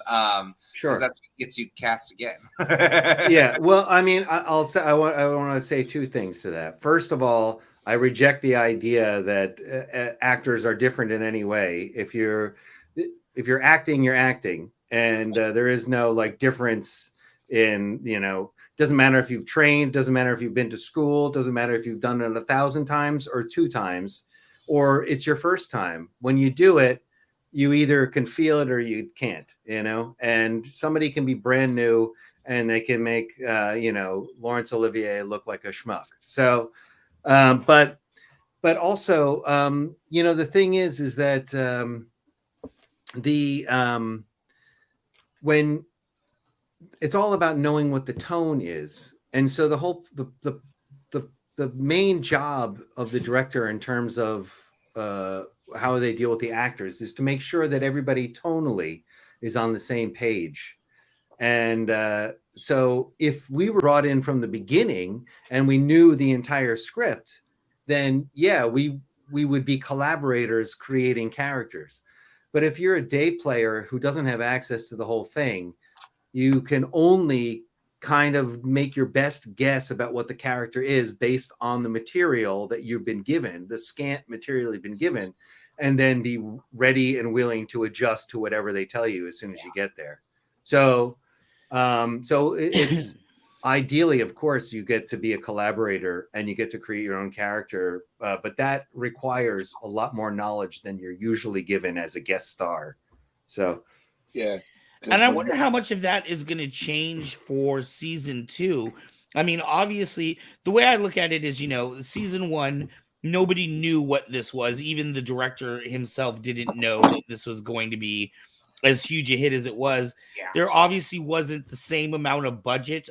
When this blew up, I'm sure he got tossed a ton more money for production for season 2 than he had on season 1.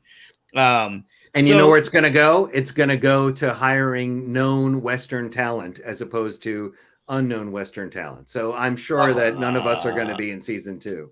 You think so? That's stupid. Yeah. I would be willing to bet whatever they're paying the next people that's what the case is. So I would hope. Okay, so obviously, obviously, you got to start a campaign. Wait, we will do it. Where's that camera? You got to start a campaign. I already got a campaign started. It's called "Keeping My Butt Afloat." So the way I look at it though is that some of the only criticism that we hear about season 1 is how some of the VIPs, those scenes seemed kind of disjointed from the rest of the movie. Yeah, so I mean, it's totally weird. It totally takes you out of it. Right. I would think that would be, if I had more money and if I did this and they said, okay, now you're doing season 2, that's where I would dump some of my money, is cleaning up some of these areas that were maybe criticisms for my first time, right? So maybe having more of I don't know if you have different writers come in and help you so that your English is a little more, relatable. Well, I think certainly they need to do that. In general, the dramas that want to do, I kind of addressed this in that article, the interview I did for The Guardian, that we all did, Daniel, Jeffrey, and I did. But the thing is that we are playing characters that are, oh, that's lovely. Yeah. I'm not a very good hairstylist, but I'm kind of proud of this at the moment. Yeah, it looks very nice. You'll see. For something I started while I was doing this at the beginning. Thank you very much. Very pretty. But you were saying, we're playing characters that are not Western people. They are Westerners as imagined by Korean people. Right, the caricatures. Yeah, like it ends up being somewhat of a caricature, and so we, the script, the way we're shot, everything. But now I think they have. Did you guys ever see Okja? I'm not familiar. I've seen it on Netflix. I didn't actually watch it. Okay, so Bong Joon-ho won the Oscar for Parasite, right? Yes. Which that movie is fucking incredible. Yeah. Bong Joon-ho has 2 of my all-time favorite movies are called Memories of Murder and Mother, and I strongly recommend everybody watch both of them. They are both just fucking incredible. Mother, I think, is my favorite. But was Mother also remade as a Western film, or am I just tripping? No, Sandra Oh has a movie called Mother that's coming out that just started. Right? They just put the trailer out, but it's not related to. It's not at all related to. Was there a Guillermo del Toro one that was like that, or was that Mama? Yeah, I don't know. I don't know that at all. The one you're thinking of. But Mother is about a woman who's the mother of a developmentally disabled son. And then there's a murder, and they're wondering who kills it. Guillermo del Toro one is more of like a ghostly one where it was like 2 kids being taken care of by some like creepy ghost monster thing. Sorry to kind of go back to what you're saying. As someone who watched Squid Game as like a fan, I never found the VIPs to be like out of place. I know what you're talking about with like the caricature of Western culture, but I also found it very much appropriate, if that makes sense. Like it felt like very much like the Harvey Weinstein, like those upper echelon people that have kind of gotten away with murder, literally, in the sense of that's how powerful those people were. So while I get like the dialogue was like, somewhat atrocious, but so was a lot of the translations versus other things. Like otherwise, expertly still put together. Like I liked those characters. I think that they all had some sort of intrigue. I do wish we knew more.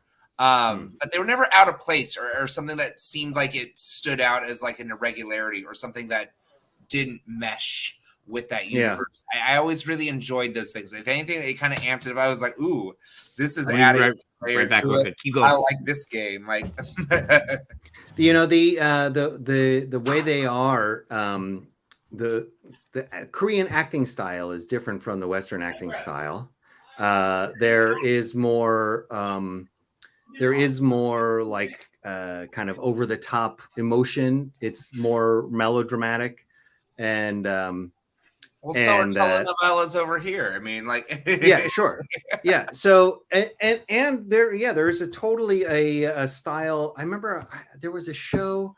There's a show about some high school kid running for president, class president.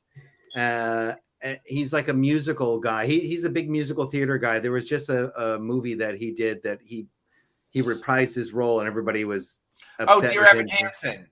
Yeah, so that guy, he did a show before that there was like a series, and I watched that series, and it reminded me so much of a K-drama.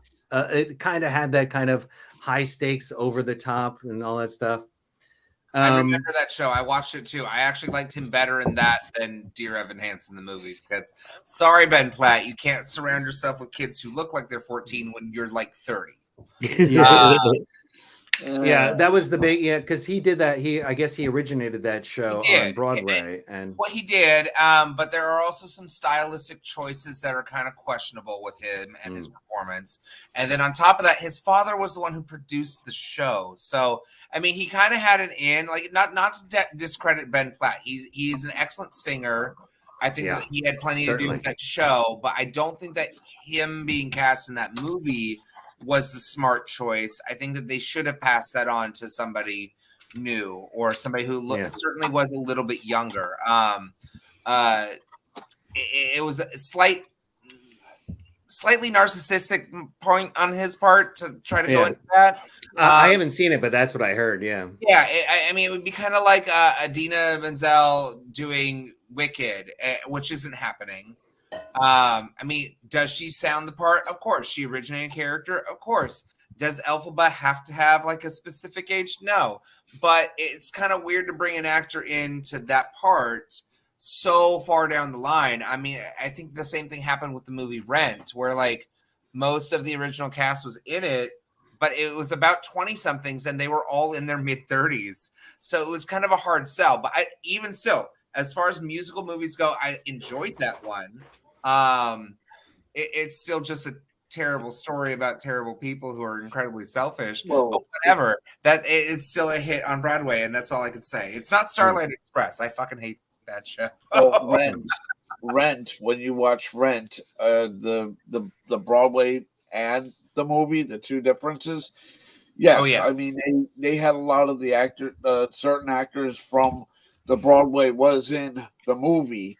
However, keep in mind though that in the movie, if you look at the movie, it's actually based on what it was like in New York City back in the early 90s.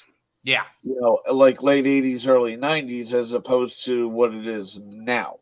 Yeah, you know what I'm saying? That's what the show is set, because they living in America at the end of the millennium. Right. No, you're right. I mean, it's the way the whole thing was just like, wow. Well, and it did touch heavily on the AIDS crisis, which was a big factor in that time period too. Yes. Yes. There's a whole video dossier, like kind of deconstructing the show. And how it relates to that by a YouTuber, which I can't remember. She's so fucking amazing. She did things about Hunchback of Notre Dame too. But she fully eviscerates how every single one of those characters is terrible. Yep. Every single one of those characters is like the most selfish, self-centered human being, and we should not root for them, and we should not make them something to be praised about, because that might not be the focus of the show, but like at the same time, all of those people are just selfish individuals that are terrible. And the way that he constructs it, it's just like, wow, yep, that's American culture 90% of the time. Lovely. I'm sorry to say it, but if you really looked at the movie, it actually shows you that they were being selfish. Oh yeah, the entire time. personally, to me, it's like looking at, okay, I might as well just look at my neighbor. I might as well look at the guy who I work with. You know what I'm saying? Well, like even the scene with the homeless person on the street, she's like, "Don't make a buck off of me. Oh yeah, I no. ain't your meal ticket. You got That's $1 for me." Like true. It's pertinent in those moments. That's true. That is true. Anywho, I think we got way off topic. hey, crew, we got roughly 20 minutes left in the show. Can I wrap around what I was saying before? Yeah, I want to make one point. But first of all, were you talking about Maggie Mae Fish? Is that who you're talking about? The person who is like the culture person? She does these essays on film and culture and stuff that are really great. Maggie Mae Fish. I double check. I'm gonna look at the phone right now. Yeah, MAE, Maggie Mae, MAE Fish. The reason I brought up Okja is Jake Gyllenhaal is in that, and he plays an over-the-top caricature. Tilda Swinton is in that. She does. And if you saw Snowpiercer as well, which is also Bong Joon-ho, like all the like Snowpiercer. Sure. But you have like you have people like Chris Evans who's doing an action movie, like a Western style action movie. And then you have Tilda Swinton who's doing this like over the top, ridiculous what do you call it? Caricature. And tonally it's like very strange. And you find a lot of times when you find Western actors doing stuff with in foreign films, in Asian films, you find them doing these like kind of over the top caricatures. Yeah. And that's generally how we're written. The person I was talking about is Lindsay Ellis. She does a video essay about it. It says, "Look pretty and do as little as possible." And it's an amazing watch. I'm not going to lie. But anywho, yeah, Lindsay Ellis. The one you're talking about, I checked out. It's not her. Hey, Ezra, real quick. Were you able to get the video up clip that John was talking about? No, it wants 15 hours to download. So wait, the Google Drive does? Or the YouTube one? All of them. You sent me 3 links, right? All 3 of them. I sent you 2. I sent you a Google Drive and I sent you a YouTube.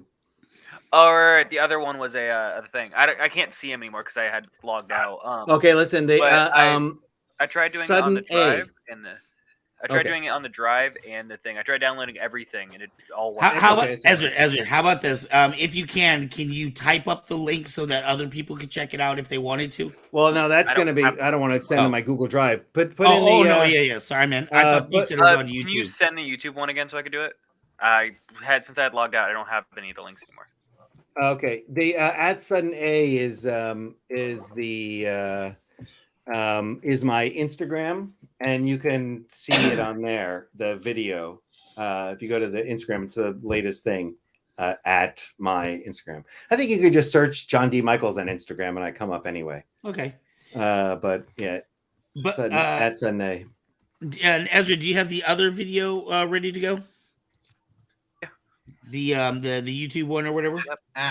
Oh, since we've only got like 18 minutes left, I want to see if we can kick over to at least our last topic and get some time. We're getting to that this time. Shoot. Yeah, I know. You know, that's the thing with the show is like sometimes we actually get to our topics. Wait. What's the topic? Blockbusters in reality. What did we call it? Oh, Blockbusters in reality. It was talking about like Kim Kardashian and her recent scandal, and then like reality TV versus like reality shifts. Yeah, I want to talk about reality shifting. So just roll the video, and it'll explain it all. Being overly complicated. I pulled up the title and everything. Okay, here we go. Was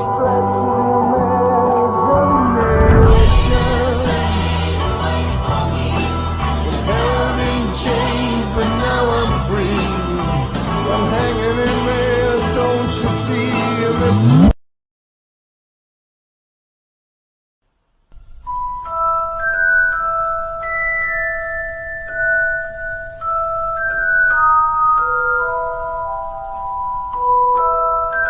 All right, you? All right. Mine? Never better. I'm in pain.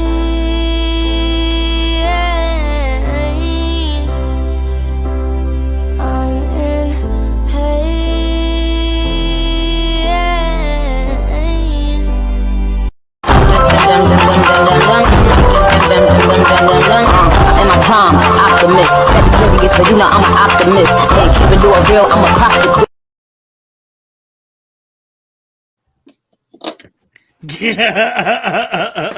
So apparently there's this big movement on TikTok, and that video, when I pulled up the other compilation, it was a year old, so this isn't necessarily a new thing.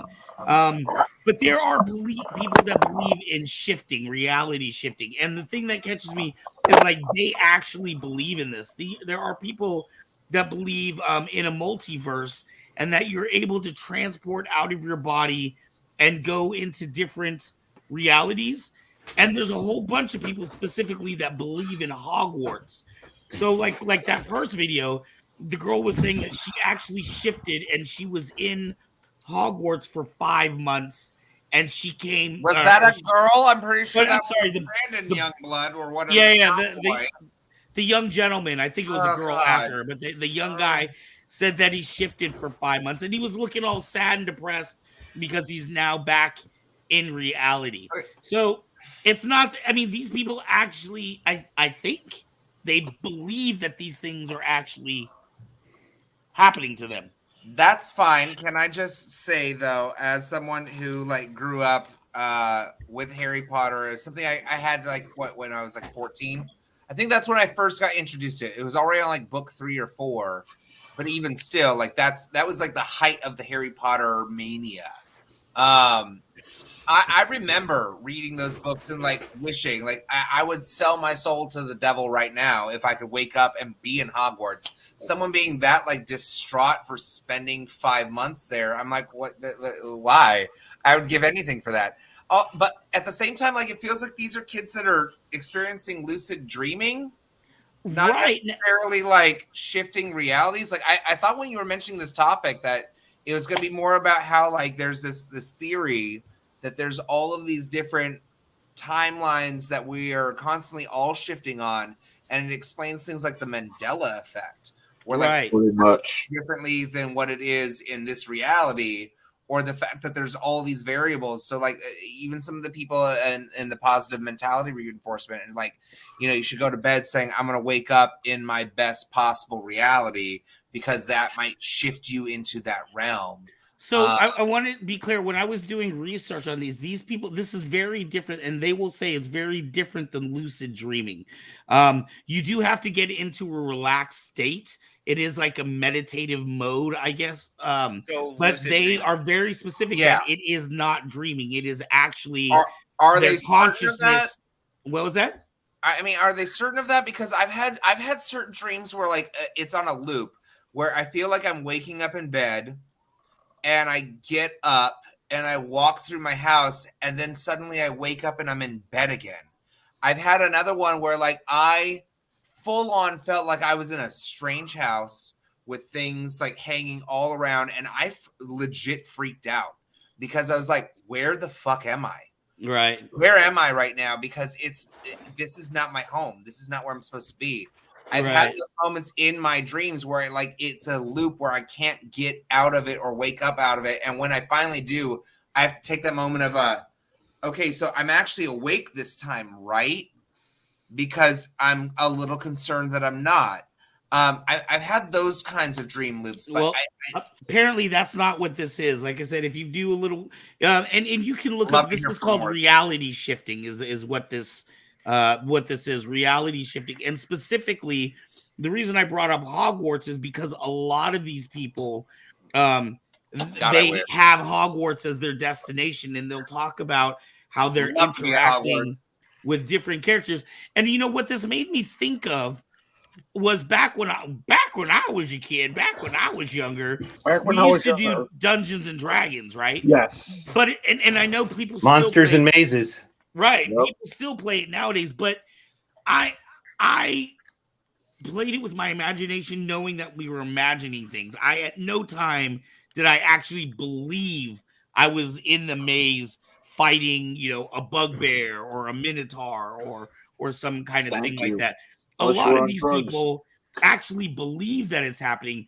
And to me, it kind of goes back to when we were talking, I don't know, was it 2 weeks ago when we were talking about the dissociative identity disorder, where there were people that were making up fake medical conditions because it was kind of trendy, right? Yeah. So I'm sure there's a lot of these people that are saying that they're able to do these reality shift because it's trendy and they want to be cool. Well, and again, what proof would they have of it? That's the thing. Like, what differentiates that from a lucid dreaming state? That's the real question that we would have at this point. Well, there's times where I could be dead asleep, and we'll just say like it's nighttime, like now, like it's 2:18 in the morning. This little thing here, which is my fire pager, it'll go off in the middle of the night.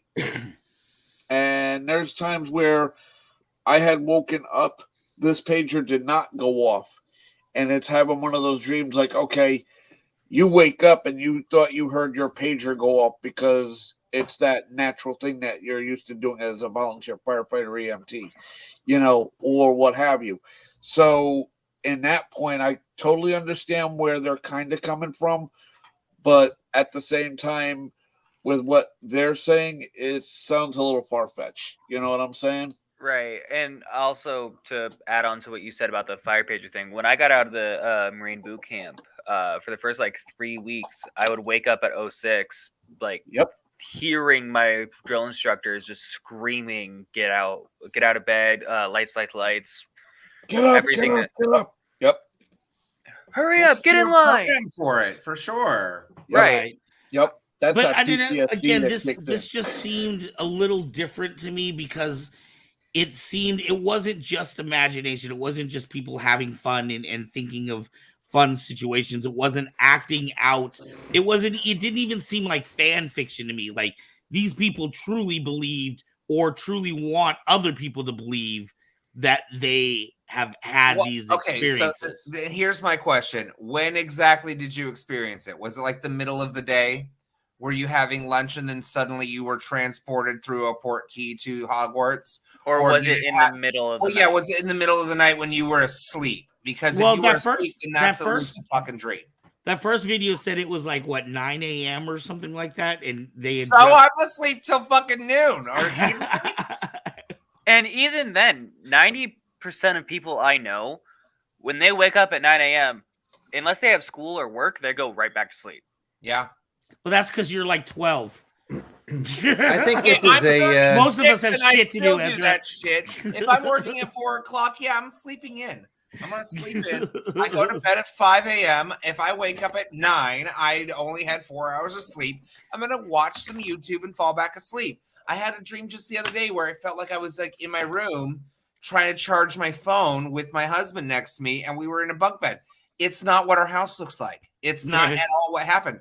The commentary happening in the background was actually my YouTube videos in reality playing, but it was also in my dream. So yes, again, I'm seeing very little evidence of what supports this theory versus, again, things like the Mandela effect, where somebody who takes a phone from the 90s and shows the camera over a Berenstein's Bears book, suddenly it changes. I've seen that TikTok video and it's freaky as fuck. So it makes you really wonder, okay, so what's going on with the timelines where we're shifting into these different parallels of ourselves? John, we had talked about that on a previous show. We had talked about you're aware of the Mandela effect, I'm sure, John.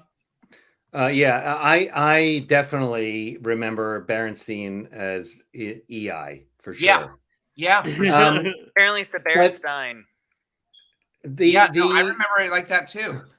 The way I see it is, I think that we're entering a time where we have this we have this hyper reinforcement, like this feedback loop that's happening constantly, that you can find anytime, anywhere, to support whatever your belief system is, as well as a shifting semantics, so that as a new generation comes to the fore, they take charge of the language and they transform it to whatever it is that whatever way is most meaningful to communicate what they want to communicate. Right. And part of what that semantics does is you internalize it and you experience it in a different way.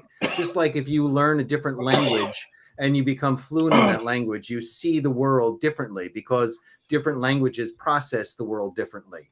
Right. So I think that these people are processing the world based on a new semantics that they are developing themselves, that is being reinforced by this feedback loop, hyper feedback loop, based on the internet and social media constantly compounding these things.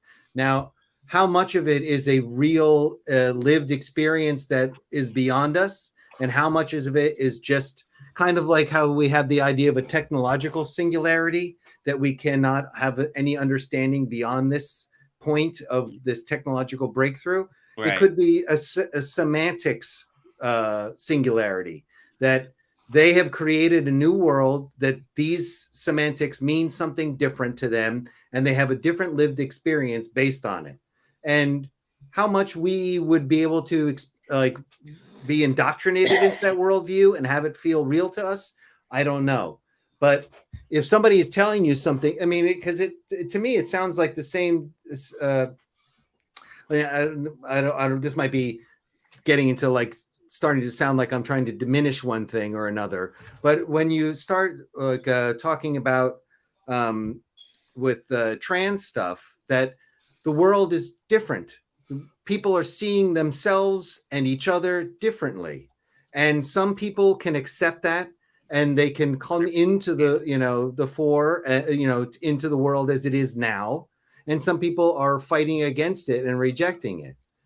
But I think this could be something similar, or it could just be a fucking prank. Who the fuck knows, I find it interesting that you brought in, say, the trans community specifically, because one of the things that I was thinking about with this, that's only slightly related, but I'm really big into looking at pop culture. And one of the things I noticed is that every 20 to 40 years, you see the same themes kind of recycle back up in the next generation, but they recycle differently, right? So whereas I see, right now we're in the time period where pronouns are very big. A lot of trans people are finding their own way, but I don't see this much different than in the 80s. We had a very androgynous movement, right? Where you had Grace Jones and you had, Culture Club and a lot of these other, even your hair metal bands, right? They were wearing spandex and bright neon colors and things like that.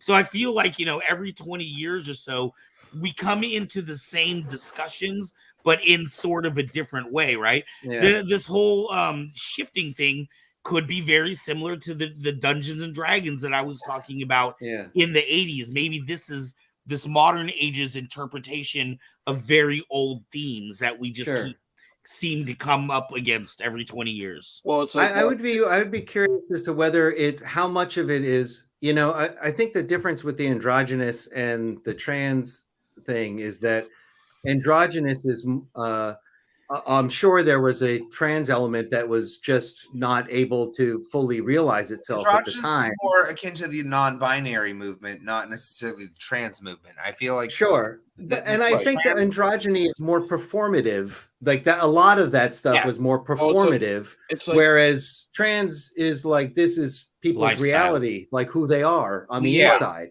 And I think that's a different thing. One of my biggest things about the trans movement is still the fact that nobody ever talks about the possibility of reincarnation being a possibility for that, given that the common theme from when I was growing up was that I was born in the wrong body. And that's something I can still kind of like wrap my head around because of the concept of reincarnation, only for the fact that scientifically, again, energy cannot be destroyed. It can only be transmitted or moved to something else. Right. So I think that there's a lot of things that can support that. One of the things I want to talk back with the whole reality shifting and things like that, Eli actually has a fun story about this that really kind of shakes me a little bit, where his coworker, he was working at Boudin SF in Stockton for many years.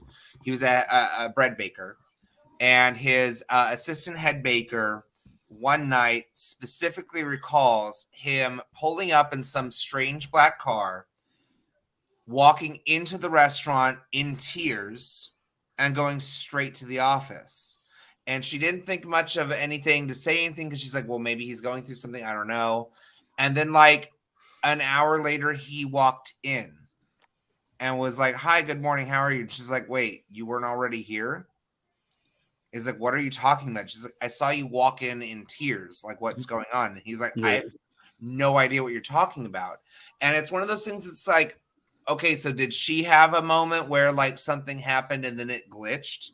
Is this a moment in the Matrix? Is this one of those things of like something happened to me and he got driven to work that night and it's a different reality for us?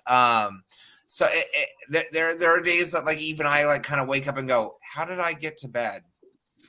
Like yes, I'm a functioning alcoholic, whatever. Like there are still times I'm like, I don't remember getting that drunk last night. I don't remember coming to bed. I remember like watching this or doing this, and then suddenly now I'm awake here. What the fuck? Right. But it's so. I mean, that's just blacking out. I mean, that's just a good night. I wasn't that drunk that night. But you don't. That's the thing you got to watch out for. That's what happened to me. I used to. I was such a high functioning alcoholic that I couldn't get drunk at all. I couldn't even get tipsy. And I'm a total like social anxiety person. So I'd be out and I needing to be around people because I was lonely, but at the same time feeling terrified and anxious.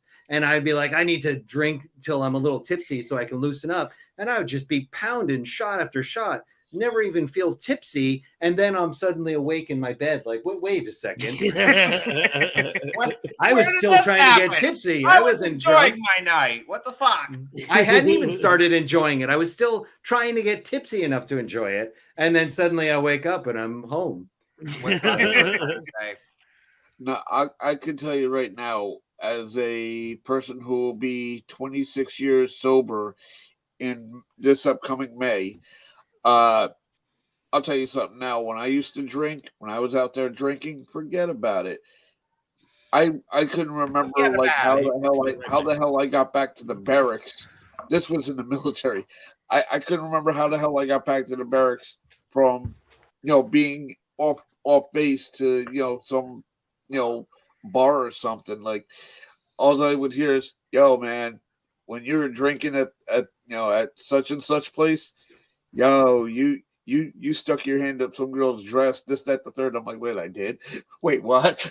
I don't remember a rave I went to last year. Are you kidding me? I don't remember. I heard all of the stories about what happened after we left. I'm like, I don't remember any of that. Like you took me to a gas station and sent me inside. Did you see how fucked up I was? You put me in the shower in my underwear and we sang Les Mis. What?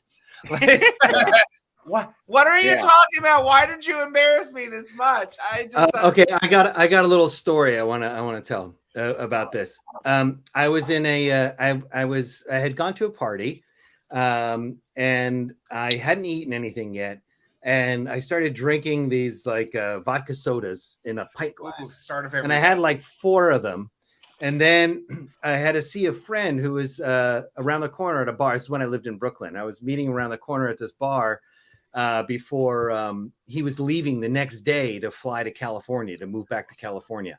So I went to the bar and I was a little drunk. And this guy, I was sitting, it was like an L bar. So I'm sitting at like the end of the L so that like I'm facing this way and people leaning to get drinks are like right in front of me. So this guy is like kind of crowding me out. And I was like, hey, man, fucking back off. And I was getting a little hostile. And which, I'm not a hostile guy. So, but I'm like really getting in his face. Like, what the? And he turns to me and goes, calm the fuck down, dude. Like that to me. And so then I got like really aggro. And I remember all this getting really aggro.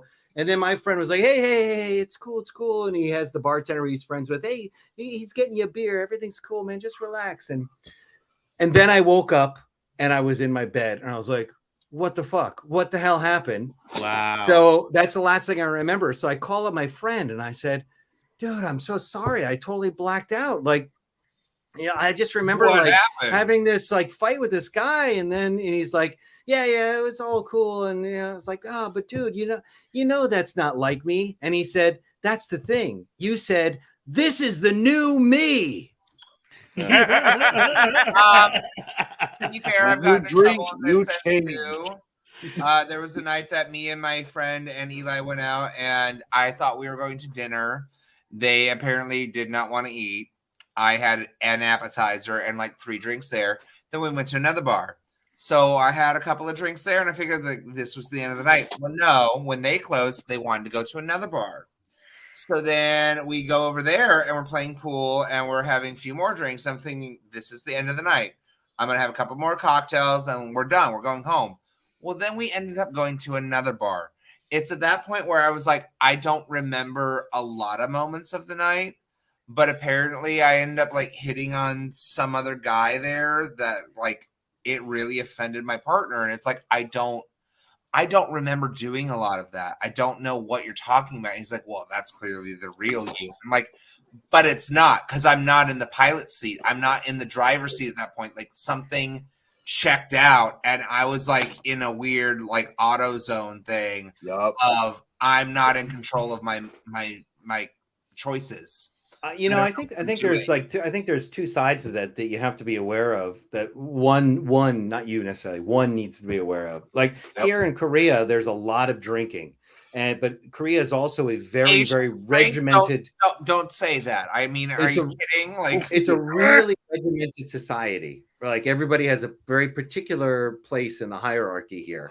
And so they all get drunk and the hierarchy goes out the window and they can speak freely and be themselves and go to the noraebang, which is like the karaoke. It's called noraebang. And so we know, just looking at that, we can all agree that like, yeah, they drink in order to be themselves and to let down their hair somewhat. Right. Yep. Right. And I think that there is a large part of people, especially when you start getting into the alcoholic thing, there are people that are uncomfortable being themselves, or they are purposely allowing themselves to get drunk so that they can do things they know are not good for them. Exactly. Or that are not morally correct acceptable. Or whatever. Yeah, whatever it is. And so I think that so I think you have to be careful when you start saying, oh, it's not me, whatever, like some part of you is allowing that person to come to the fore. No, it's some part of you is allowing that. I'm sure there's like a Freudian thing with it, like the id and the ego and all that stuff kind of playing course in that. It's just one of those things like I wouldn't actively choose to be belligerent, or I wouldn't actively choose to like go out of my way to hurt my partner, kind of thing. Like, it's things of like, I'm not aware of what's happening right now. No, but you actively choose to drink. This is very true. I'm not gonna deny that in the slightest. It was just one of those things that I didn't expect to drink that much. And I had to make a rule after that, like with him and that friend, like, hey, every time we're gonna hang out, if we're gonna pub crawl like that, I have to eat a full dinner and have water every 2 drinks so that I don't become something I don't want to be, because I don't want to be that person. I actively don't want to be that person, but I also don't want to like go to a bar and be like, I'm going to have a water and that's it. Steve, did you have something that you wanted to say? Well, no, all right, here's the thing. And this is my experience. I don't know about everybody else's. I'm only speaking on my behalf. I know when I drink, subconsciously, well, that's when I used to drink. I no longer drink. Subconsciously, when I'm an asshole. Straight up, I'm an asshole. I'll admit. That's my father. That's where I get it from. Right. No, but what I'm saying is when I used to drink, I was one of those kind of people that you could be saying something that may seem very important to you.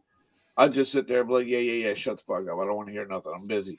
I'm busy getting blasted here. I don't want to hear nothing that anyone had to say at that point. But then again, at that point, I was one of those guys who used to go, and if I wanted to drink, I would drink alone. And that was because I took up the George Thorogood song, I Drink Alone, because I know what I'm like when I drink around other people. I could care less about who, what, when, why, and and be the vile, disgusting person that my subconscious is popping out saying, "Hey, yo, screw the whole world. This is who I am. I don't care." But then when you're sober, like how we are now, we're more conscious of what the hell we're talking about, what we're doing, and what our actions are.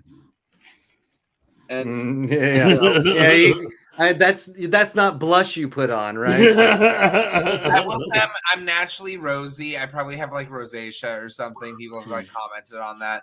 I do have very delicate skin, so if I scratch it at all, it turns very red. I woke up with this thing on my forehead the other day. It's got a little hole in it, and I don't know if a spider crawled in my head or what, because it's not two holes like a, but it's been there for days, and it's really weird. I mean, it could be a blackhead. I know I have like the occasional ingrown hair. For the most part, I don't have like a whole lot of like skin issues on my face, but I do have like a lot of back knee issues. So I know what that's like. And again, if I scratch myself at all, it turns bright red within about like 15 seconds. Can I like, if I brush my Irish face hard, skin. I will get red. Are you Irish? I actually am 40% Scottish. Okay, there you go. And I only found that out from doing the 23andMe, and it's so funny because nobody in my family claims to be Scottish. I'm like, hey, 40% is kind of a big number. So am I the milkman's baby? Because it sounds like it might be. It also could be very well that the makeup you're wearing, you might have some sort of an allergen to it. Oh, absolutely. I mean, like with my allergies in the seasonal sense, like I can't take most allergy medicines because it makes me break out in hives. Exactly. So I have very like weird sensitive skin in general. And then the fact that I'm like allergic to most allergy medicines is kind of like the God's biggest joke to me. So this time of year sucks so bad. Like everything's a bloom and I'm like constantly sneezing. The only thing I can take is children's Benadryl and it makes me loopy as fuck. Right. When I wear makeup too, like, hi, how are you? What can I get for you? I'm kind of lightheaded right now. Anywho, yes, like it's awkward. What were you gonna say, John? When I used to wear I have to wear makeup all the time, and I have really sensitive skin. It totally fucks with my skin as well. When I used my skin will be fucked up for days afterwards if I have like a long shoot. And I dress up on Wednesday. That's why I'm kind of like fucked up now. When I used to do drag myself, a long time ago, it was specific. Yes, I used to do drag. I want to see pictures. Say again? I want to see pictures. I'm actually trying to figure out what CD I have all my drag pictures on. I have a whole bunch of CDs. I just can't figure out which file it is. Wait. So now, Steve, you were saying let's stay on topic. Steve, you were saying. Anyhow, when I used to do drag, the makeup that I used to wear, I actually found out that I had an allergy to it, which was like Maybelline and certain other things, certain other makeups. And to tell you the truth, when I used to wear the makeup, after I would wash it off, my face would be like so beet red that rosy was not the color for me. I looked like I had just stepped out of the sun with a sun blister on my face. That was like, okay, time to change makeup. Or it was the Samantha Chemical Peel episode of Sex and the City. Yep. But no, like I said, when I used to do drag, I mean, my makeup was like spot on 100%. Because when you're doing a show, you got to make sure that the contour for the lights, the whole 9 yards, you have to be very careful, especially in a club setting. You have these lights that will show something that you don't want showing, and it's gonna be like, yeah, that doesn't work well for your act. Yeah, try again. And you know exactly what I'm talking about. Absolutely. Oh my god. Yeah. No, I want to see pictures so bad. I've had problems. I'm not the only drag queen on here. That's amazing. It's a first for me. I'm actually thinking one of these days, just for shits and giggles, if I ever get a chance to. But I got to make sure I don't get the wrong makeup that's gonna make me bright as hell and walk into work and have people kind of look at me at Amazon going like, "Yo, what the hell happened to you?" You know, like, what happened to your mustache? Were you just on a fire? Yeah, no, go home. Oh no, I just said. So, Steve, were you doing that in Jersey, or were you going into the city for that? Both New York and Jersey. Where would you do that in Jersey? There used to be a club called the Coliseum, which, if you remember, all right, are you familiar with Perth Amboy, South Amboy area? I basically just know the names. Maybe I drove by them. The old Amboy movie theater that used to be on Route 9 and 35. I remember Route 9, but I don't know 35. Okay, are they the same the whole way? Say again? That doesn't matter. Okay. Go on. All right. Anyhow, from the Amboy theaters, about a block and a half away, a place called it used to be called the Playpen, which used to be like a metal club, punk club, and all that other stuff. And then it changed into a gay club, which they called it the Coliseum. So I used to perform. The Playpen was so perfect for a gay club. What's wrong with them? Hey, times change. You know how that goes. Yeah, I mean, back then everything was about like Caligula, Roman culture. Exactly. But no, when I used to do the Coliseum up in Cerebral / South Amboy, because it was right on the border, we used to have a lot of fun at that place. And the lighting there, it was, oh my God, you had to really, really make sure your makeup was like spot on. Steve, do you ever go to Dover? You know Dover? Yeah, I know Dover, New Jersey. I used to go up there to the Dover National Guard Armory. That was actually my second armory from when I used to be there. My grandfather used to work there. Okay. Do you ever go to the show place? Never been there. The show place, it's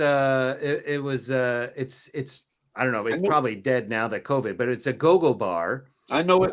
But they would have, when I was a teenager, they would have punk rock shows there. Yep. And then they would have mud wrestling. So like the pit where you would go, and, you'd be slam dancing in the pit.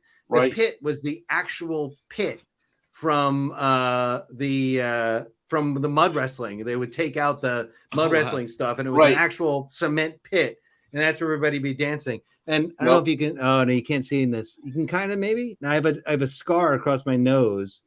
It's not there. It's there, but it's not showable. I got hit over the head by a skinhead. It hit me over the head with a beer bottle, and it sliced me and chopped off all the top of my nose there. But and they still. It was last I was there. It was still a go-go bar, but then in the back area where the stage used to be, there's a recording studio. So it's like this weird go-go bar / like recording studio for like local metal bands and stuff. I know the place you're talking about. I just never been there, but I know what you're talking about. I know exactly. It's like on Route 10, maybe. It's like when you're going the back way into Jersey. I mean, into Dover. Okay, so no offense, but like Rockabilly, you've just touched on something totally that I have to ask. Like, so as a drag performer that's a little older, like I consider myself a drag performer that's older. Like most of these kids are like 22 now. Listen, like what scene were you a part of? Like, did you ever do like the pageant scene? I never got into the pageant scene bit. I only did like drag, like just doing normal shows because one of my friends kind of. And like how long ago? Oh, this was back in the 90s. We're talking like 97, 98. Okay. So like before like drag was such a mainstream thing, like with RuPaul and all that. Right. Oh no, actually RuPaul was out around that time.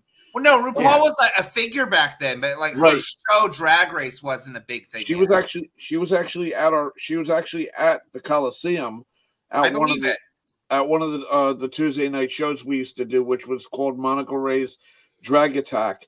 But then Monica Ray passed away from AIDS, unfortunately. Yeah. Then another person, Princess Janae, took over. But Like I said, the Coliseum's no longer there. Now it's called today.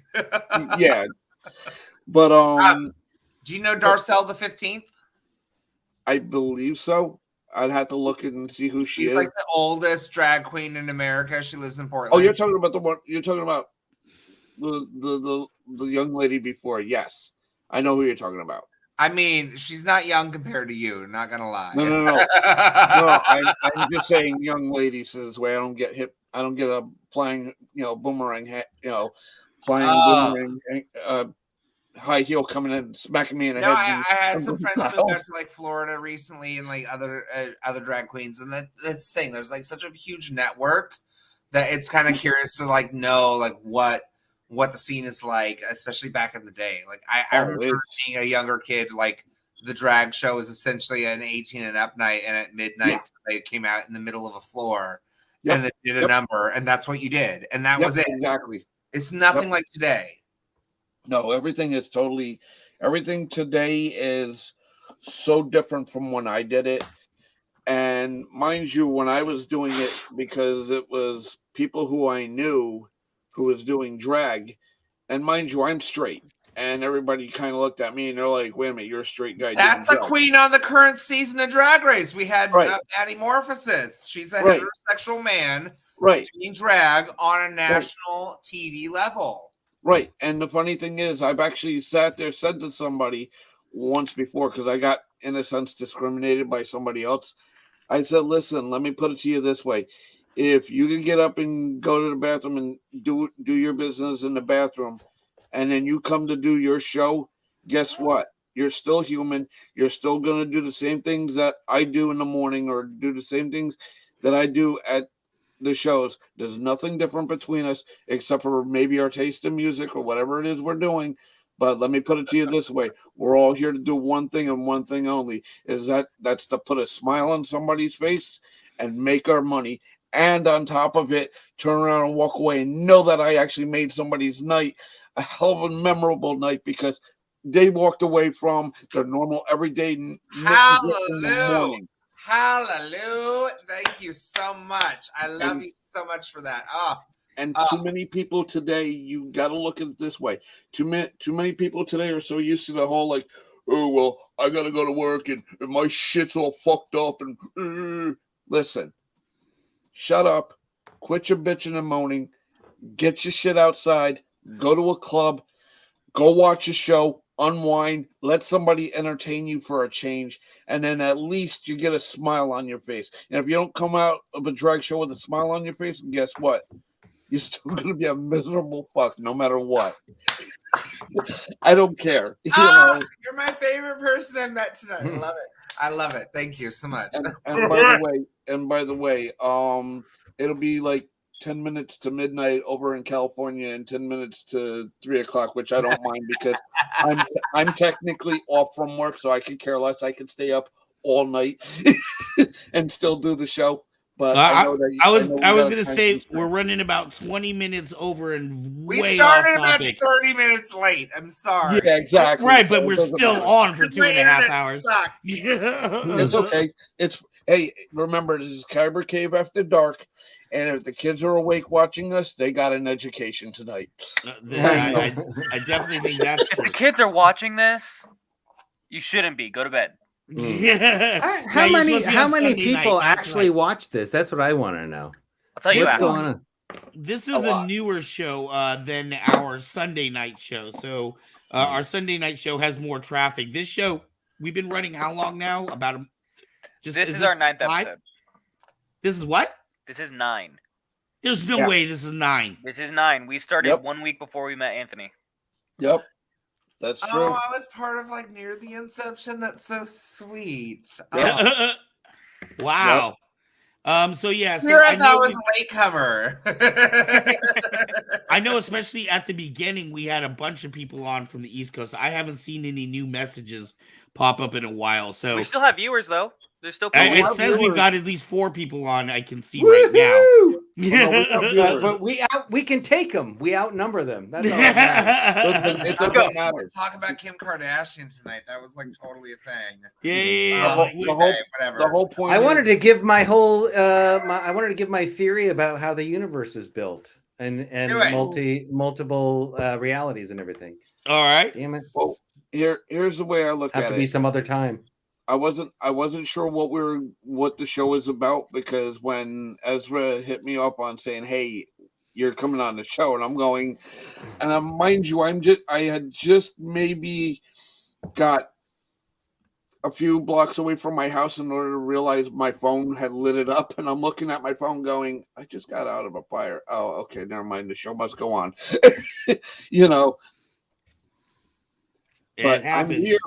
I'm here. Hey, I would be actually interested. I think a lot of this, like what we were talking about tonight with the kids reality shifting, has to do with multiverses as well. Yeah. Do you guys what do you guys think about making that a topic for a show? It sounds like a plan to me. What are your thoughts, John? Do you have a big like a whole thesis for multiverse, or is this a I have a theory on how it all works. It's like a kind of a combination of block time and you want me to tell you real quick? I can sum it up real quick. Yeah, let's give us a synopsis, and then maybe we can make that a theme for a show, because I actually have some thoughts that will feed into that. Go ahead. I think that all of reality exists at once, including, I think, every arrangement of every possible arrangement of particles in the universe exists at the same time, and I think that they are ordered in such a way as to be very, like, arrangements are close to each other. And much like an electron will move down a wire or move through a crystal by bouncing from atom to atom, I think that consciousness is something that bounces from like arrangements of particles to arrangement of particles in such a way as it feels like time. And it is most likely to only go to a place, a near neighbor that's seemingly causally and closely related in terms of like appearance and everything. So that, suddenly like some weird object doesn't appear next to my head, because that would be in an arrangement of particles very, very far away from the arrangement of particles I'm in right now. I've actually heard something very similar to that, which is about how time is much more like a record. Like one of the old school style records where like everything's in this big loop, but depending on what track you're on, you're in a different area. Yep. So it's all like concurrent, but at the same time separate. So like the fact that time happening at the same time. Well, yeah, exactly. There's it's even static actually. It's actually and that's called block time. That's like you can look it up. That's like the theory of it, is block time is. Yep. Wow. All I know is the time's moving too fast for me. I have a fucking pageant in 9 days, and I know I really have 2. Well, so, I know. I mean, I find this interesting, and actually, I actually think this would be a great topic, because I think it goes into like there's things that have come into our lexicon in the last few years. Like I hear everybody talk. In fact, a few people have talked about it tonight, but people talk about glitches happening now, right?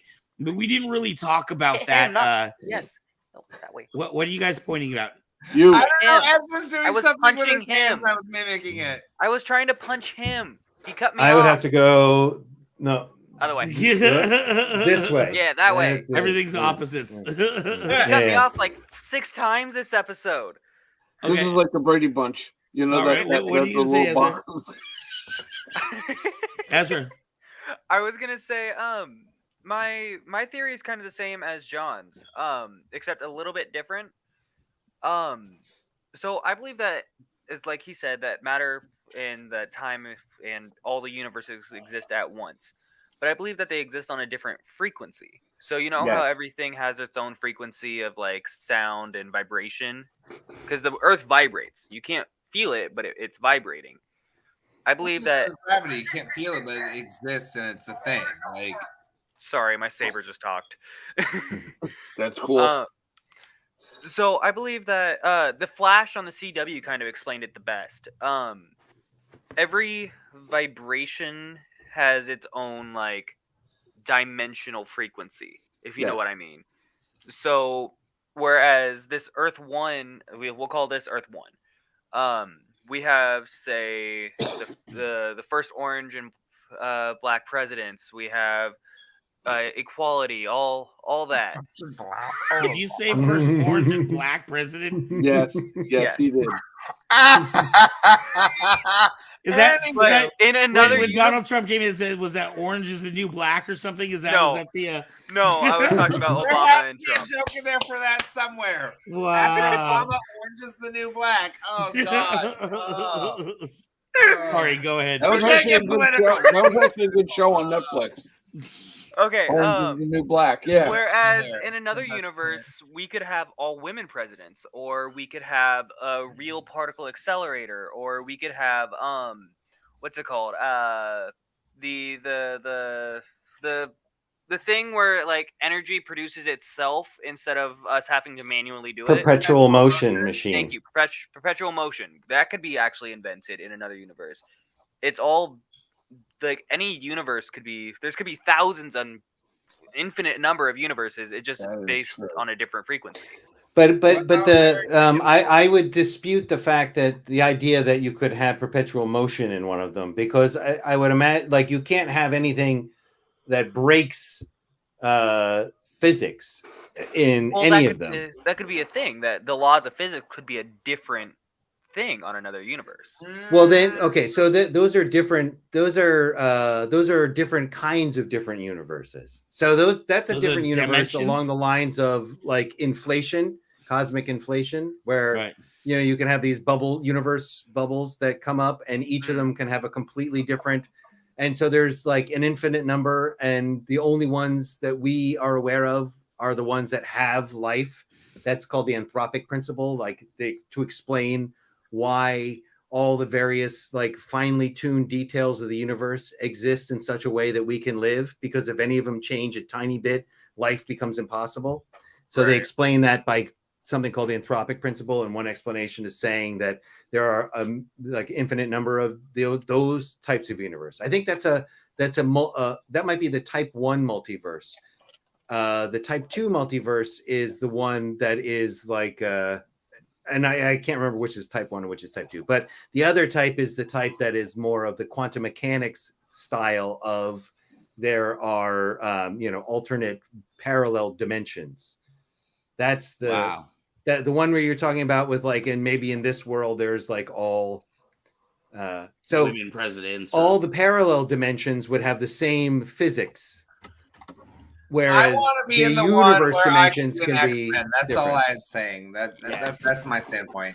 I actually got to say that I'm more content with where I'm at right now, because truthfully, I don't think that any one of us at some point or another will have one of those psychotic moments where we'd sit there and have to deal with like another one of us, because it'd be like, no, shut up, I'm the real reality here, not you. And and it'd be like fighting against yourself on one of those points, you know what I'm saying? A Fight Club scenario. Yeah, pretty much. It's like, shut up, I'm the one that matters. I'm not Tyler Durden, god damn it. Yeah, exactly. All right. Let's start getting wrapped up. I'm tired, and I'm the only one that can end the stream. So. Okay. Yeah. I mean, why don't we 5 p.m. here? Why don't we use this for make this a topic for next show? I don't know if John's available next week. But this is actually next week. Next week, Friday at the same time. Really interesting topic. I wouldn't mind talking about this more. What do you guys think? All I could say is, yes, I would love to be here, but I can't predict if I get a fire call or not. Yeah. If you can be here, awesome. If not, we'll miss you. We That or I'll just come in service late and go, regardless. hi, I'm here. All right, guys. Any any final thoughts or last things you want to throw out there or promote? If you have any new projects going on or anything you want people to check out, Anthony, you can let people know about your Wednesday shows. Let's start with Steve and go around. No. We'll go around. Young ladies first. Young ladies first. That's Anthony. Well, thank you for considering me the young lady here when Ezra wasn't born in 2001 yet. Anywho, I don't know if you guys have those pictures that I sent earlier, but I did want to show the progress of what I did with my showgirl. I am competing in the Miss La Femme Magnifique competition on the 20th here in Sacramento. It is a huge endeavor. I've definitely spent a lot more on what I'm doing than what I potentially could win for what I'm doing. But at the same time, bitch, I want a crown. I want that crown. I want that crown, and I want that prestige to be able to say, like, I won something. So it's not for the money. It's for the fact that I want to like do something and make a name for myself. But I'm very proud of the progress I've made just in the last like 3 days, where I'm having to really like crunch down and go, God damn, I have no time left. The sad truth is I went to Stone a Gown last week with the coordinator, and I came home to work on my headpiece for the showgirl and then realized I had to completely start over from scratch. It's one of those things as like a creative, as somebody who's done like a lot of musical theater with costumes and makeup and all this other stuff. Like, if I hit a wall and I realize like this is not going to happen, good. Ezra, stop. Sleep, please. Go ahead, Tony. Oh, I thought I was muted. I am so sorry. It's okay. It's okay. I love you. He's still telling you to shut up. The true Ezra. How much has he had to drink? Jeez. I clicked mute. I don't know why Ezra coming out. It's okay. It's okay. So anyway, like whatever happens, like with me as an actor, as somebody who's in the creative realm, when shit hits the wall and like you have to like just completely shift gears and realize this isn't working, that's what I strive in. The sad truth is that it always happens in the last like 24th hour, where now I have no time. I have to like make something happen miraculously in the middle wee hours of the night because I'm an insomniac already. So I'm probably not going to bed till like 5 a.m. tonight, just because I'm going to glue feathers onto a showgirl costume for the next 3 hours. Anthony, quickly. So what you are promoting is your show in Sacramento, right? It's the competition I'm a part of in Sacramento. So what's the date on that? So it's March 20th. March 20th is the Miss La Femme Magnifique competition in Sacramento. Do you know the name of the venue? It's the Dante Convention Center is what I believe it's called. I can share a link on Facebook, even though my Rubik's Facebook got hacked yesterday, which is fun. Whatever. Regardless, it is one of the longest running pageants in the country, and it is one of those things that's like kind of a big deal for everybody who's involved in it. And can you get us more details for that for next Friday's show so that if people can attend? Oh yeah, absolutely. So next Friday is like the last day before I actually go do it. So all right, so it'll be your last. Here, time look at this downite stone. Here, look at my headpiece, please. I can fix it so I don't make a mess of myself. I will say that the one big like saving grace is I found out that I'm only competing against one other person in my category. Because now they have 4. There's like the Miss La Femme Magnifique. There's the Miss La Femme Plus. There's the Enhanced. And then there's the Classique. And last time, 5 years ago, I competed in the Plus. But when I went to Portland, I realized like I'm not really a Plus queen compared to the other Plus queens. Like California, yeah, I'm plus size because everybody out here is like a fucking anorexic bitch. But over there, it was like, what are you doing in this category? Because you look like you belong on the other. Tony, not to cut you off, but we want to get wrapped up here. So yeah, I'm sorry. Go ahead. That's my skill. I made a wig tonight. I'm happy. It's decently cute for an updo when I don't know what the fuck I'm doing. It looks fun. I'm gonna hairspray this motherfucker down and then throw a bunch of gemstones in it. and make this something that's going to work with my formal dress. Well, hopefully we'll check that out next Friday night. Okay. Steve, what do you got? What do you got for us? Anything? Quickly. No tangents. No, I'm not. Really? Well, I just threw up my Instagram in the private chat, so thank you. you. Want to put that up. Beautiful. You're more than welcome. Anyone to come over to Instagram. Rockabilly_firefighter. That's me. If you guys want to follow, I'm pretty much just doing props and whatever. Right now, I'm actually in the middle of building a clone trooper scout helmet because I kind of have a project that I'm doing on my own, which a lot of people I've kind of been hearing, oh, why are you doing that? That's sacrilege. It's like, no, it's called OC. Get over it. Anyhow, that's it for me. Oh, and I'm here at Kyber Cave. And also, furthermore, if you're interested, we have a group called Mamba Mandalorian. I forget the rest of it. But anyhow, I'll post it up in the Facebook group or put it on the Kyber Cave page. Other than that, all right. Ezra, what you got?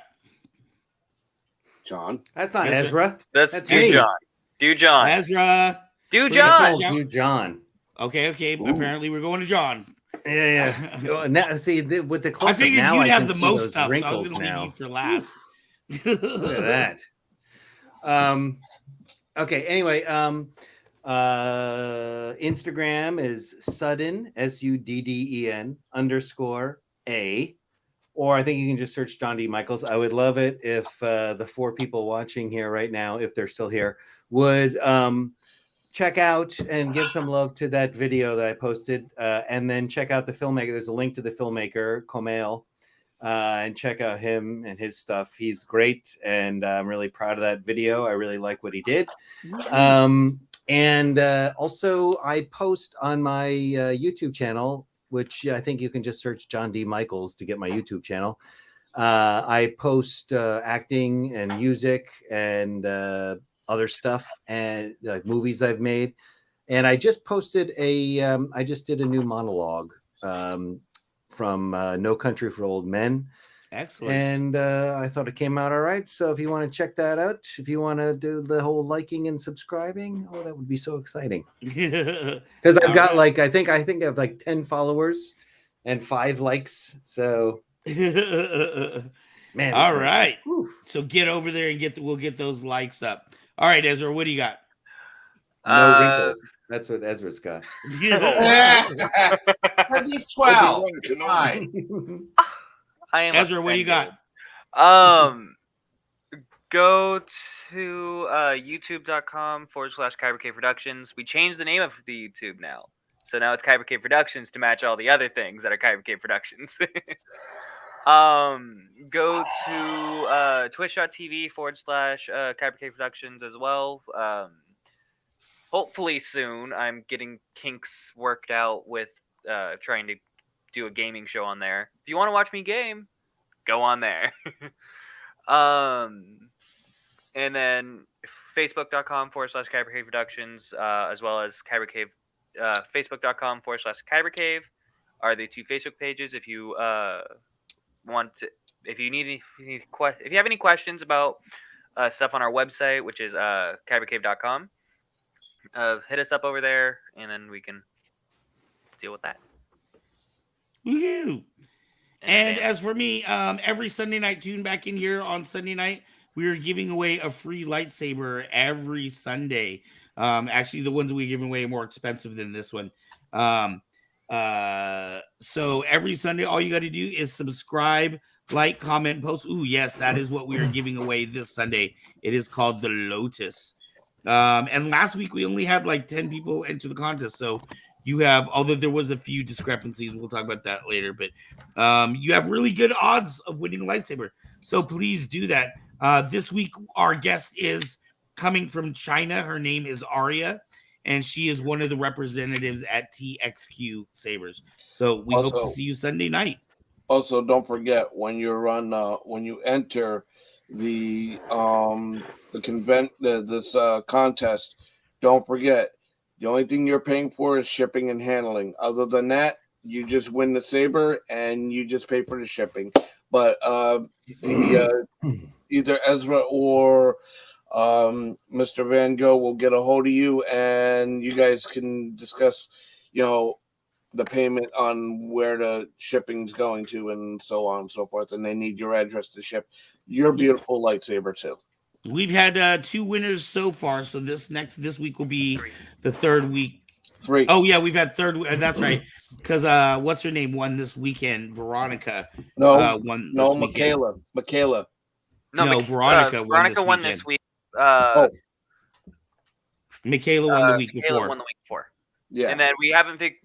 We will find out who wins the Lotus tomorrow. Sunday. No, actually, no. Next week we'll find out. Tomorrow's the drawing for that. But anyways, all right. Let's go ahead and cut it. It's Friday. Sunday's the drawing. Yeah. Hopefully, I win. Oh, okay. All right. I mean, technically, you're not wrong. It is. We have a saber every week. So, all right, guys. I want to thank everybody. I want to thank Mr. EMT Steve for coming on with us. Anthony, thank you for coming on with us as always, and Mr. John Michaels.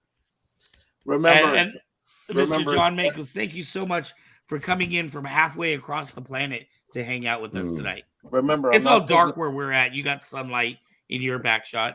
Remember, I'm not just only an EMT, I'm also a firefighter. So I get to walk in and breathe in the nice, happy smoke. Lovely. Yay. Speaking of happy smoke, carry me out of the fiery building any day, sir. As long as your husband's okay with it, that's fine by me. That's absolutely fine. We're a team endeavor. I'll carry both of you out over my shoulders. I'm happy to do that. All right, y'all. We will see you Sunday night and back here again next Friday night. I want to thank everybody who has held in here for the whole show. That's pretty amazing. Almost 3 hours. I know, craziness. I haven't even been here for almost 3 hours. All right, y'all. Thank you, Kyber Cave family, and we will see you next week. Peace. Toodles.